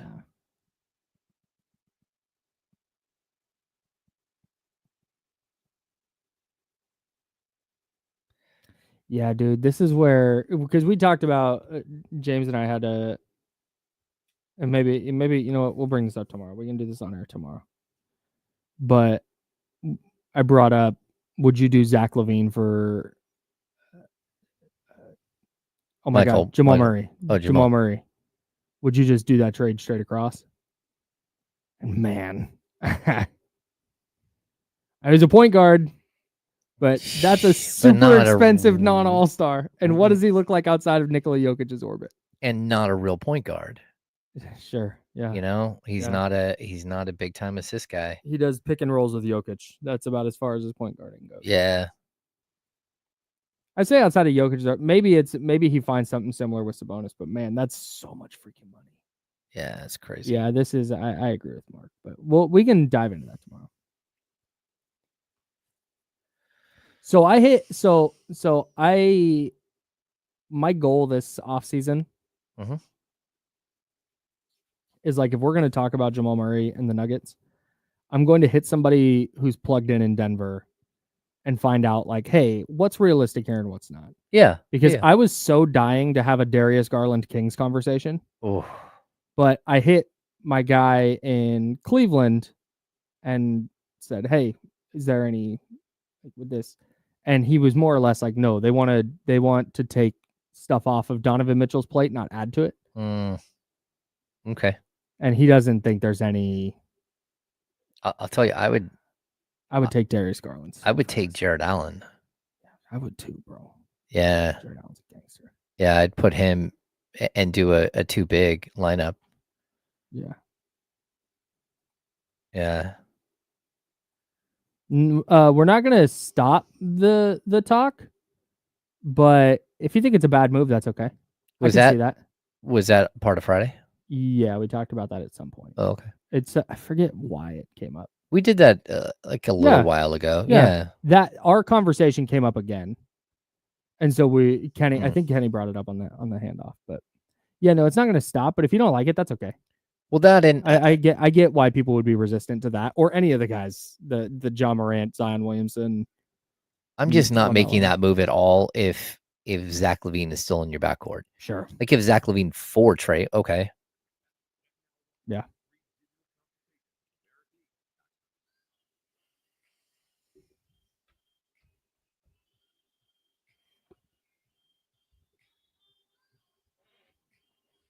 Now, back to the Insiders with James Ham and Kyle Madsen, brought to you by Jiffy Lube on ESPN 1320. It sure is. Joe Brazil's also here. He is. Say hi, Joe.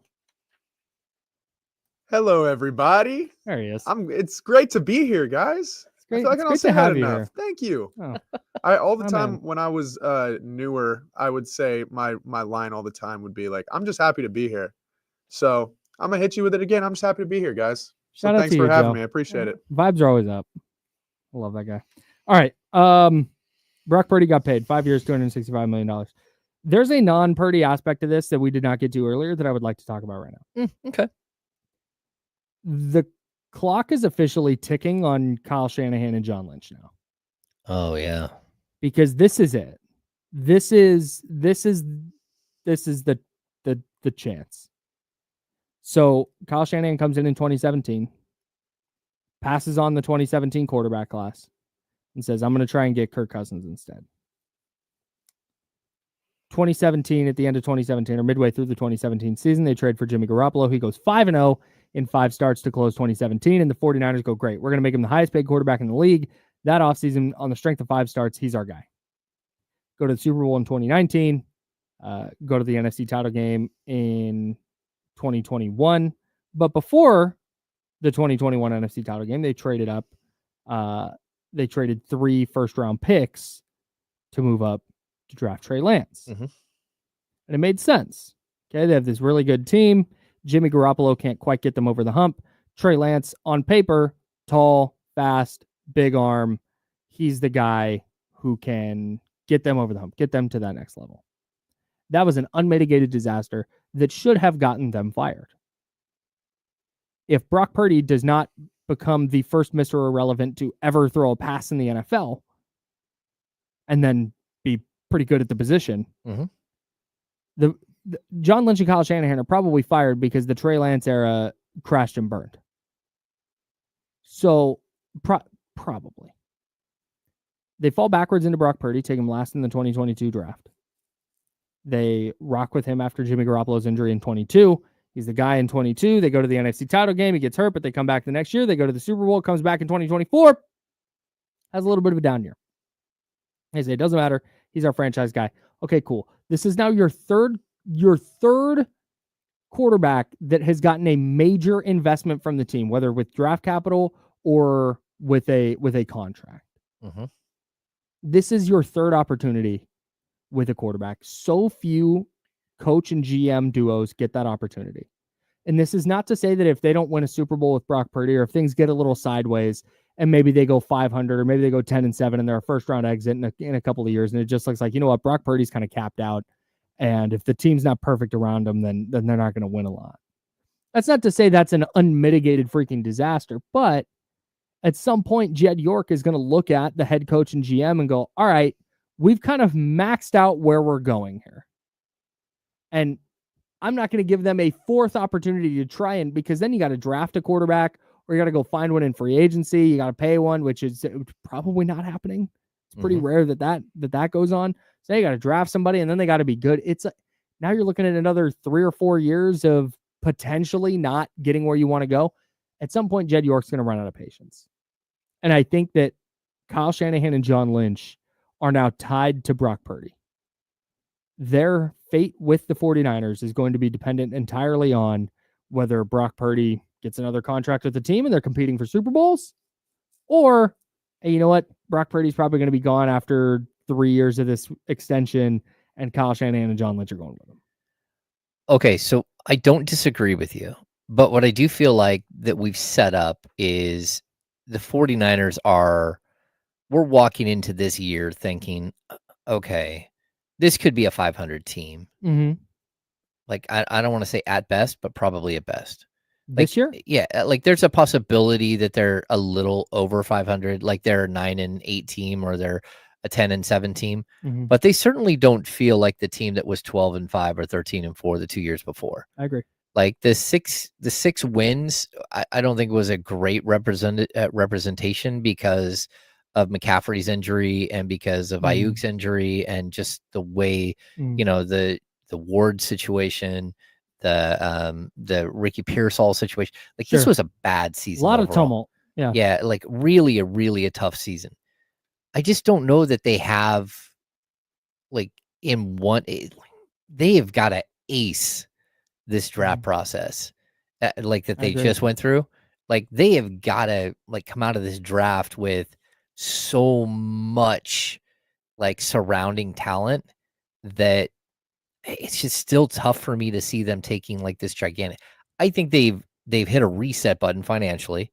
They've locked up some key players long term, but I also feel like they're a season away from getting back to potentially, being a contender. And so how much I think it's probably right. Yeah. So how much of a leash do you think Shanahan and Lynch have? Because we're walking into a season where it's like, okay, like, look, there's not much tread left on Trent Williams' tires. You can say the same thing about McCaffrey. Like, let's be honest. In NFL running backs, relative to his career. NFL running backs tend to run out of gas around this time. And so you're starting to look around. How much does Kittle and Warner have? They've extended them, but how much money are you going to owe them long term? It just feels like they need something big to happen like right now in order for them to be jump back into that conversation. Yeah. And this isn't typically the time when that happens. And so I'm intrigued to see what, is it 1 year and then, hey, we need you to ramp back up. This thing needs to be a contender. And so next offseason is where we start seeing some free agent signings or some bigger spends. But yeah, it's kind of a weird situation. This is the, I don't want to say a free year, but I think this is from the Kyle Shanahan, John Lynch perspective. I think this is basically a free year for them. It can't be. Yeah, it can't be 4 and 13. Yeah. But if they go 8-9, which with their schedule, they shouldn't. But let's just say they do. Let's say there's some injury stuff, and there's just they go 8-9. That's where I think the seat really starts to get hot. Yeah, that's where I don't think it's even on right now. But I think Jed York turns on the warmer on their seats if this year is like a 7-10, 8-9 type of year. Is that moment where TC starts calling in every radio show saying that Shanahan should get fired? He already does that, but he'll continue for sure. Like every day. No, but to that point, but like I know that our guy, like we're having fun with that, but like at that point it would feel a lot more justified to me than it does now. Like right now it feels super overreactionary. Like, okay, fine, we get it. Yeah. You're not a Kyle Shanahan guy. That's cool. But at that point, if this year is a 7-10 type of year, now it's like, man, all right. If 2026 is not a significant turnaround, I think the 49ers would be fully justified in being like, okay, we need to go a different direction because this is 3 straight years. Yeah. And again, we're talking now into 2026. This is 3 straight years of sub 500 football. It doesn't seem to be going the right direction. Now, Bryce, where are we at? Our guy Bryce in the YouTube chat said, "Are you sure?" Because last time they were hitched to Lance and they pivoted quickly. Yeah, if they fall backwards into an awesome quarterback, then sure, that changes the calculus a little bit. But I'm banking on them not doing that again. Yeah, and if Curtis Rourke is Josh Allen, I don't think he is, but if Curtis Rourke, the quarterback they took in the 7th round this year out of Indiana, if he's Josh Allen, then okay, yeah, then the calculus changes. But for me, I don't think he is, and I don't think they're going to fall backwards into another franchise QB in the 7th round. Well, no, and I think the other thing you need to add is that the first 3 years of Purdy's contract. We kind of know what they are, Mhm. but it would be the dead cap, like money after that could Mhm. be like wildly dramatic and really hurt this Yeah. team. So you're gonna see like what would you say, like 100 million up front, right? Yeah. But then the way they prorate those signing bonuses and the way that Mhm. that money, the guaranteed money, works in like magical and like scary ways, Mhm. is that those final 2 years, yeah, you can probably move off of that contract, but it's probably still going to cost you $80 million in dead cap space, or $70 million in dead cap space. And as a team who's just going through that right now, where they just cut so much money, it would be really painful to see that happening again in like 2 to 3 years. Yeah, but that may be the reality. Yeah. And if Brock Purdy is getting cut, that's the other thing. Real quick, it was. I say real quick. We've got time. It was reported yesterday by Mike Garafolo that there's a no trade clause, a full no trade clause throughout the duration of Brock Purdy's contract. And my reaction was, so what? Yeah. Like, okay, if you're at the point where you want to trade this dude, it's a mess anyway. Yeah. And nobody's going to want him. And if he's playing well, you're not going to trade him. So that's just there. My guess is that was some concession. Purdy was like, I want 55, and the 49ers went, I'll give you 53 with a no trade clause. Gives him a little more control over his future. But when was the last time a good quarterback got traded? It doesn't happen a lot. It doesn't happen a lot. And if he's bad, nobody's taking him at his price tag. So no, it's brutal. He's with the 49ers. Yeah, the way that salary that contracts are structured in the NFL, just like it's nearly impossible to trade a contract of that size. Yeah, I would say too, like I'm looking at 2017, 6-10, 4-12 the next year, and then the 13-3 year. The Niners took this step back to go to 6-10, but then 10-7, 13-4, 12-5. I don't think this 6-10 here that we're looking at from 2020 and the 6-11 from this year are equal when all things are considered. And really? How come? I just have a tough time.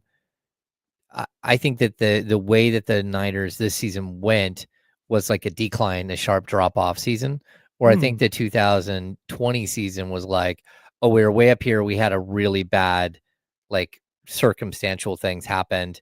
And then they jumped right back up to 10-7 and grew. I think going from 6-11 to 10-7 this year, it might happen. The schedule might be simple. The schedule's pretty soft. Okay, so if the schedule on paper preseason, we don't know how every team's going to play, but on paper preseason, it looks like a soft schedule. So if they go 10-7 this year or 11-6, I would be surprised, because I don't think that they have the depth and they're relying on so many young players to get them to that point. And so I'm just intrigued to see how it plays out. But I don't think that they're like, I would be shocked to see this be a full-fledged, like, no doubt playoff team this season. I hadn't thought about that, but my knee-jerk reaction is I actually feel like the years are similar in some way.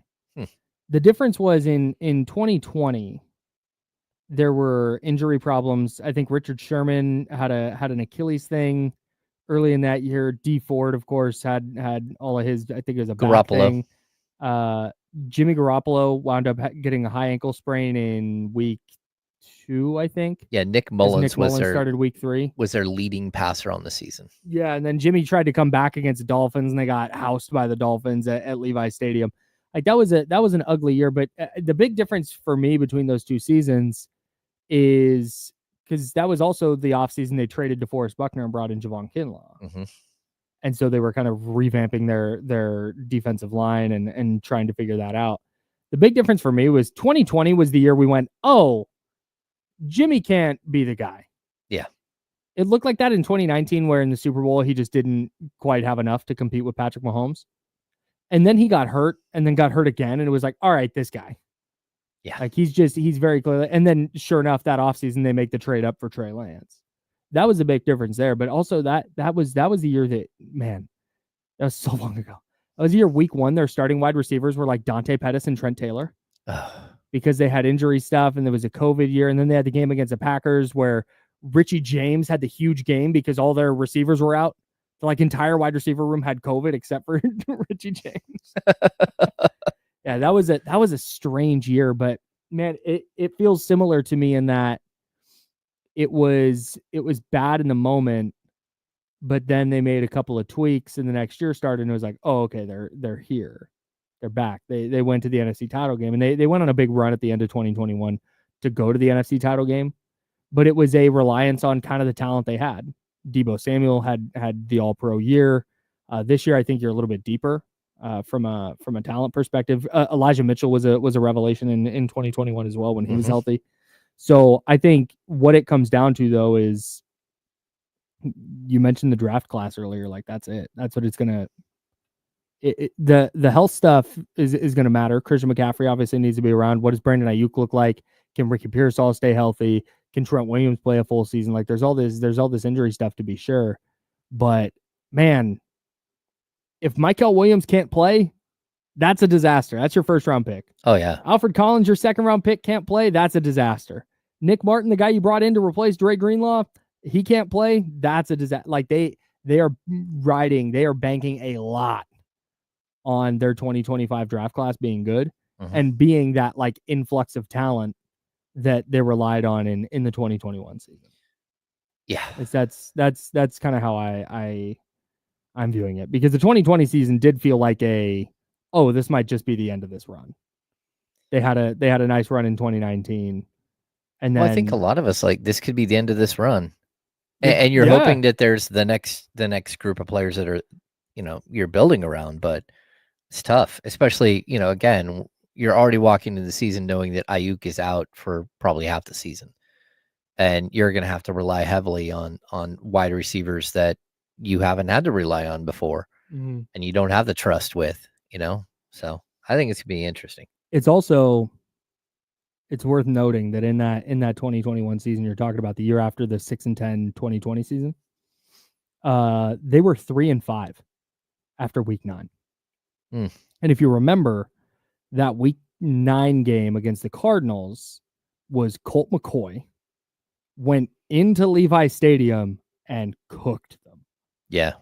They lost 31-17 to the Colt McCoy led Cardinals to fall to 3-5. But then they went 7-2 down the stretch. They beat the Rams in overtime to punch their ticket to the postseason in week 18, and then they win a couple of playoff games and they lose to the Rams in the conference title game. That's, I think, a little bit the type of year they're banking on here. Maybe not starting 3-5, but hey, it might be a little rocky out of the gate because you're getting so many young guys acclimated to the league.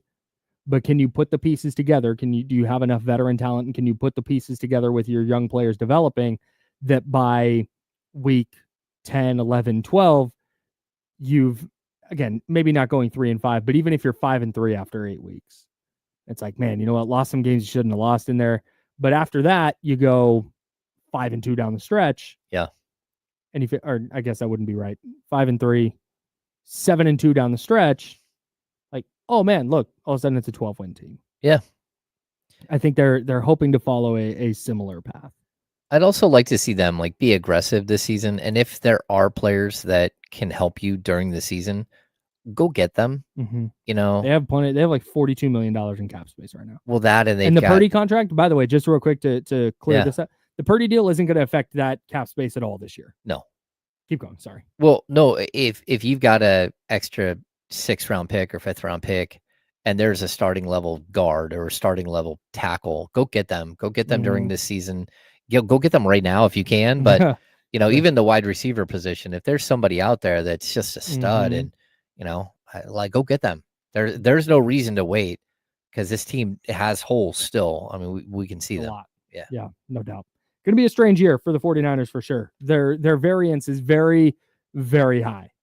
They might just be 6-11 again. They might be 13-4. That's wild. It's going to be super dependent on a bunch of guys we've never seen play a snap in the NFL. Good way to live. Anyways, that's James Ham. I'm Kyle Madsen. Joe Brazil's over there. We'll do some NBA postseason, NBA conference finals predictions. Did the NBA, I don't want to say did the NBA, did the right teams get into the conference finals? Because to me, it feels like the right 4 are playing for a trip to the finals. We'll talk about that next during the handoff. One of D'Lo or Casey will be in as well. That's James Ham. I'm Kyle Madsen. Joe Brazil's here. We're the Insider, sponsored by Jiffy Lube on ESPN 1320 and Sacramento Sports Leader. I will be right back. Are you gonna? Oh, you're turning the computer on. Okay, I'll be right back. I'm still here, people. James is here, everyone. Joe's here. Joe, once you're done. Okay, great. Yeah, great. Good work, everyone. I'm here, everybody. What is up? I feel like I should get some talking points for moments like this because I normally just hop in here and just ask how everyone's doing. But how's everybody doing?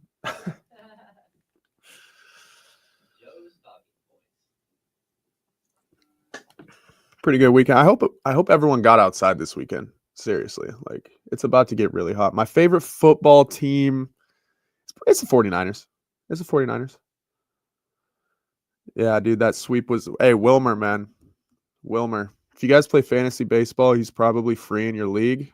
Pick him up, dude. Underrated pickup. Doing pretty good, Casey. Appreciate it. Yeah, just played some softball this weekend. Enjoyed the weather. I think I need to get out golfing again too. You guys got any courses you recommend?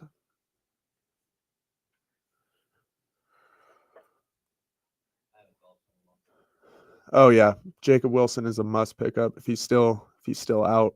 If he's still on, if Jacob Wilson is a free agent in anyone's fantasy league, that should be a no-brainer. That means your league's not very good. That's exactly what that means, truthfully. Yeah. Oh, you went Tox, you went to concerts in the park? I hope you mean concerts in the park, not country in the park. They're two different things. Country in the park. Two different things. We're concerts in the park people over here. John Paul's, there are two courses by my house. They're Lake of the Pines. We have our own 18 hole. Okay. And then right on the backside is Dark Horse. Yep. I haven't played Dark Horse yet. Have you played it? I haven't played it in a long time. The last couple of times I had played it, it was pretty rough. I've heard they've done a lot of work to clean it up. I've heard good things. The Ridge is right down the street. There's Yep. also Black Oak, which is a 9-hole, which is super fun. Okay. I can get down with 9 holes too because it's a little bit cheaper. And Cherry Island. Cherry Island's cool. Is that the one in the mountains kind of? No. No. Cherry Island is out off of like Alberta. That's in the sticks. I have not played Cherry Island. I have. That's a tough ass course, bro. Well, that at Cherry Island's right there. And then what's the small course right now? Is it Lighthouse? No. Don't know. What's the little course? Oh, Antelope Greens. Oh yeah, I play Antelope Greens all the time. Yeah, Antelope Greens is fun. I play Antelope Greens all the time. It's like, dude, you can get with a cart, you can play an 18 for like $35 at Antelope Greens. Yeah. I need to tell James about a thing real quick. I'll be right back, everyone.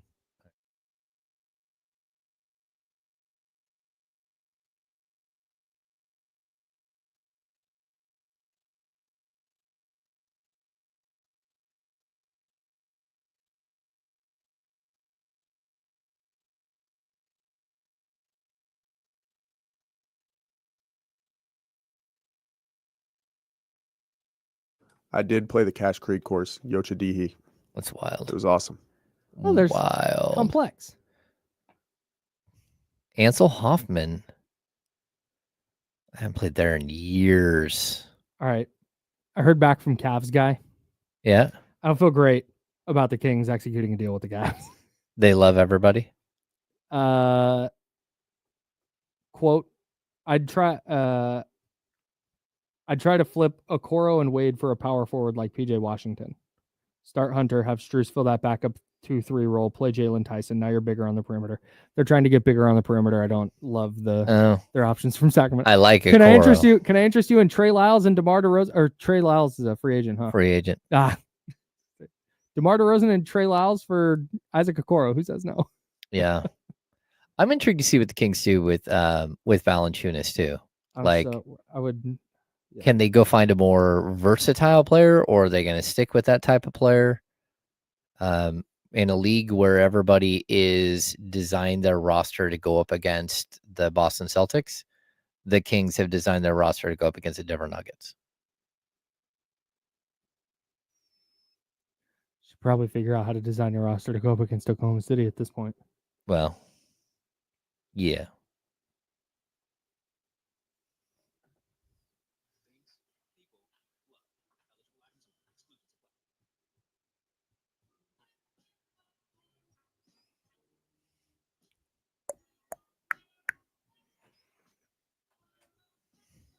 Now, back to the Insiders with James Ham and Kyle Madsen, brought to you by Jiffy Lube on ESPN 1320.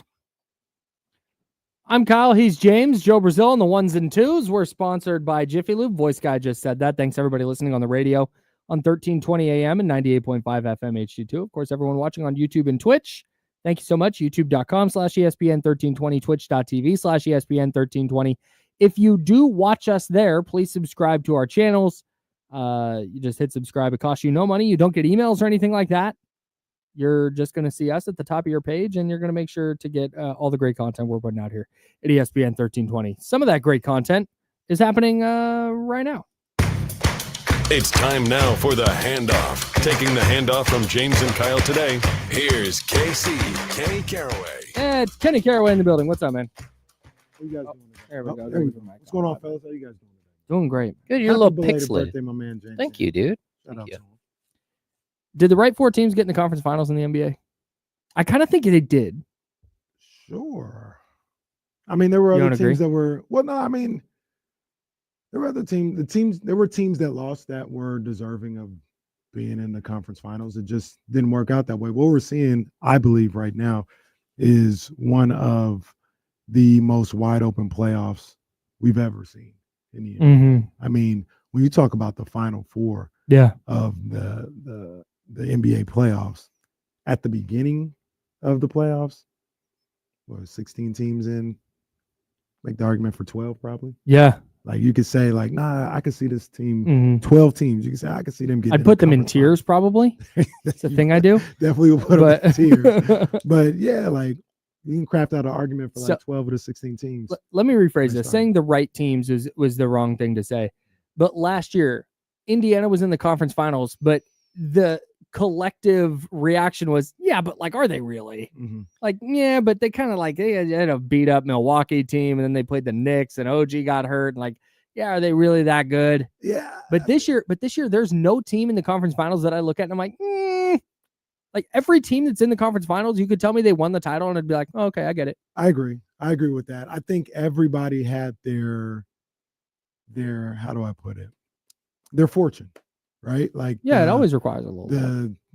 I thought the Timberwolves would beat the Warriors anyway, but they didn't play without Steph Mhm. Curry. OKC, it's no fault of their own, but I thought the Clippers were way better than Denver and would have gave them. I mean, they went 7, but I thought the Clippers were. I thought they were going to get to the conference finals, maybe the NBA finals. I did too. They gave. I'll never away- believe in the Clippers again, by the way.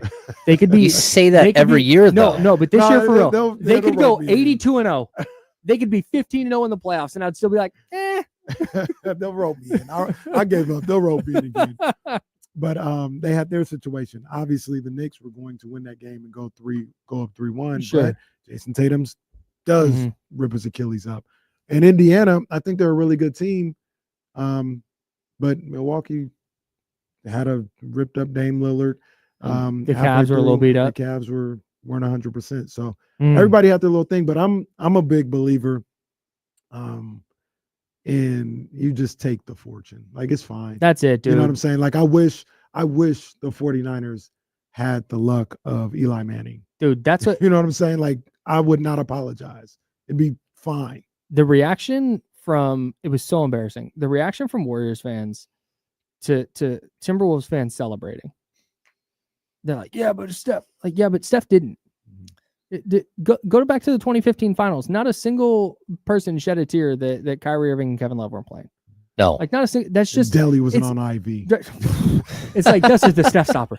It's like that's just part of it, dude. Mhm. Like the Kings, and I use this analogy. The Kings could go to the finals playing G League teams, and we'd be celebrating here. You guys would play Light the Beam 6 Yes. times. 100%. It would just like nobody care. You're moving on. I also Who gives a damn how you got there? I don't think like the Aaron Gordon injury like really taints No. the chance. like watching that game. That agree. was just like OKC was on that given night the best team in the NBA without any question. They were the best team all season, but in that game you were like, oh my goodness, they may have figured it out. And I think they would have won, but I mean, Aaron Gordon, they had to play a zone because he couldn't guard anybody. And once OKC figured out the It zone, was there night. they yeah, had no counterpunch. Like Denver's thought process. We're gonna sit in the zone. Hopefully they can't figure out, or hopefully they can't shoot. And in the second quarter, once they figured it out, Denver was like, well, that's all we have. We can't play man to man because Aaron Gordon can't guard anybody. Yeah. So, yeah. Okay, I think OKC is great. I think Minnesota's gonna win that series. Though. Really? Oh, Minnesota, that's not who I would choose. Minnesota, they're better than Denver. They're deeper than Denver. There ain't gonna be no random guy that Christian Brown who played well yesterday, but Watson or a Westbrook or somebody that just is unplayable and it gets down to 1.5 players. No, they're gonna be. They got a lot. So here's my argument against that. I watched the Timberwolves go through spells in every game against Golden State where they just couldn't score, and that was against Golden State. Yeah. I think they're going to have answers. I think Oklahoma City's going to have answers for Julius Randle that Golden State just didn't have. I think they have way more bodies they can throw at Edwards. Because Golden State was like, here, try Gary Payton II. Like, oh, well, that's not really working out. But there were consecutive possessions where Anthony Edwards dribbling and he got ripped by Buddy Hield at midcourt. What are we? What is this? I'll say this. Now you say it's going to be Alex Caruso? Like, oof. I'll say this. Don't love that. I saw the same thing with OKC against Denver. Denver had no business. I know I respect them as champions, and they earn my respect. I dismissed them all year long. James was trying to tell me I dismissed them all year long. That was the heart of a champion. What they did in those first 2 series. Salute to them. Talent-wise, depth-wise, they had no business. If OKC is everything, I agree with you. I agree is saying with you. we are. They had no business being stretched to a 7-game with that team, and they were able to. And now Minnesota is a deeper, more athletic version of Denver. Except, well, they don't have the big in the middle. Like, that's my concern. Way easier to defend. Because I told you, I texted you the other day. I'm like, hey, I have a feeling Denver is going to win this whole thing. Because if they got through Oklahoma, who has a player that can stop Jokic after that? Well, Minnesota's won a bunch of games in a row against them. Yeah. They swept them this year, beat them in 7 last year. Minnesota. So the thing, Minnesota's good. We'll talk I'm not about trying to this. write off Minnesota. But to they be clear. barely beat the Warriors on a night here's basis. the thing with Minnesota, and Barry Horowitz, I'll tap myself on the back for this one early. People talk about Minnesota. You can't trust them. They, they lose a game to the Jazz late in the season. They struggled with the Warriors without Steph and, all this other stuff. A team that crazy, their problem isn't getting up for the good teams. It's playing against the teams they should beat the hell out of. Sure. When it's a team like, this is legit and it's a dogfight, they feel like they're on the same level. They're going to be ready to go. That's what this series is. Sure. This isn't Golden State without Steph where it's like, we'll just kind of like put them away. What are you doing? They can't do it. This is, I'd be interested to know how the OKC Denver series goes if OKC doesn't crap the bed in game 1. Because it felt like watching it, and we talked about this a lot during the series, it felt like Oklahoma City, the same way Amen Thompson, right? Amen Thompson is a singular player version of this, where in the first couple games of that series, it was like, oh, he's a little shaky, good defensively, but figuring it out offensively. By game 7, he's their dude. He's the guy in a game 7 in his first ever playoff series. That was what it was like watching Oklahoma City. Throughout that series is like, man, you let game 1 get away. Oh, was it game 3 they let get away? Yeah, game 3. Game 3, then another one. It's like, man, but then they just started to figure it out. And you're not losing that game. Game 7 was a masterclass. Game 7 felt to me like the coronation of the Thunder going, hey, we're here. We figured this playoff thing out. So all that regular season stuff we're taking, but to that point, Aaron Gordon couldn't move. I'm not gonna rule out. I think I'm gonna pick them. I got to think about it a little more. I think I'm gonna pick them against Minnesota. Yeah, but I think we might also see, I'm talking coronations. We might also see Ant become that dude that's just like, hey, I'm not picking against that team because they have Ant. I'm picking Minnesota, but it's not like I think it's gonna be a good series. It could go either. It probably favors. Let's make predictions tomorrow. I want to do predictions tomorrow because we have a game tonight, right? No, game 1 of off tonight. Yeah, we're off tonight. Game 1's tomorrow. Okay. So we'll do official predictions tomorrow. I still need to think about it a little bit. What do you guys got coming up on D-Lo and Casey? Just a recap of the weekend. Shout out to the Knicks. Shout out to the Knicks. Those are my boys. New York City was going crazy on Friday night. We're talking about it. Were you out there? I tried to get out there. I couldn't get out there in time. Oh, okay. Yeah. Sorry, man. You guys got the Brock Purdy news, right? As during your show? Yes, we did. Yes. Must be nice. Shout out to my boy Brock. That's tight. That's tight. That's tight. Well, No, I you were love like that. off. You were like enjoying your I day. I was in a then... graduation. I couldn't even work. I'm just panicking the whole time. It's crazy. Shout out to Dr. Maybe you'll Luke get the Wood and Fred Zach Warner Steve. news.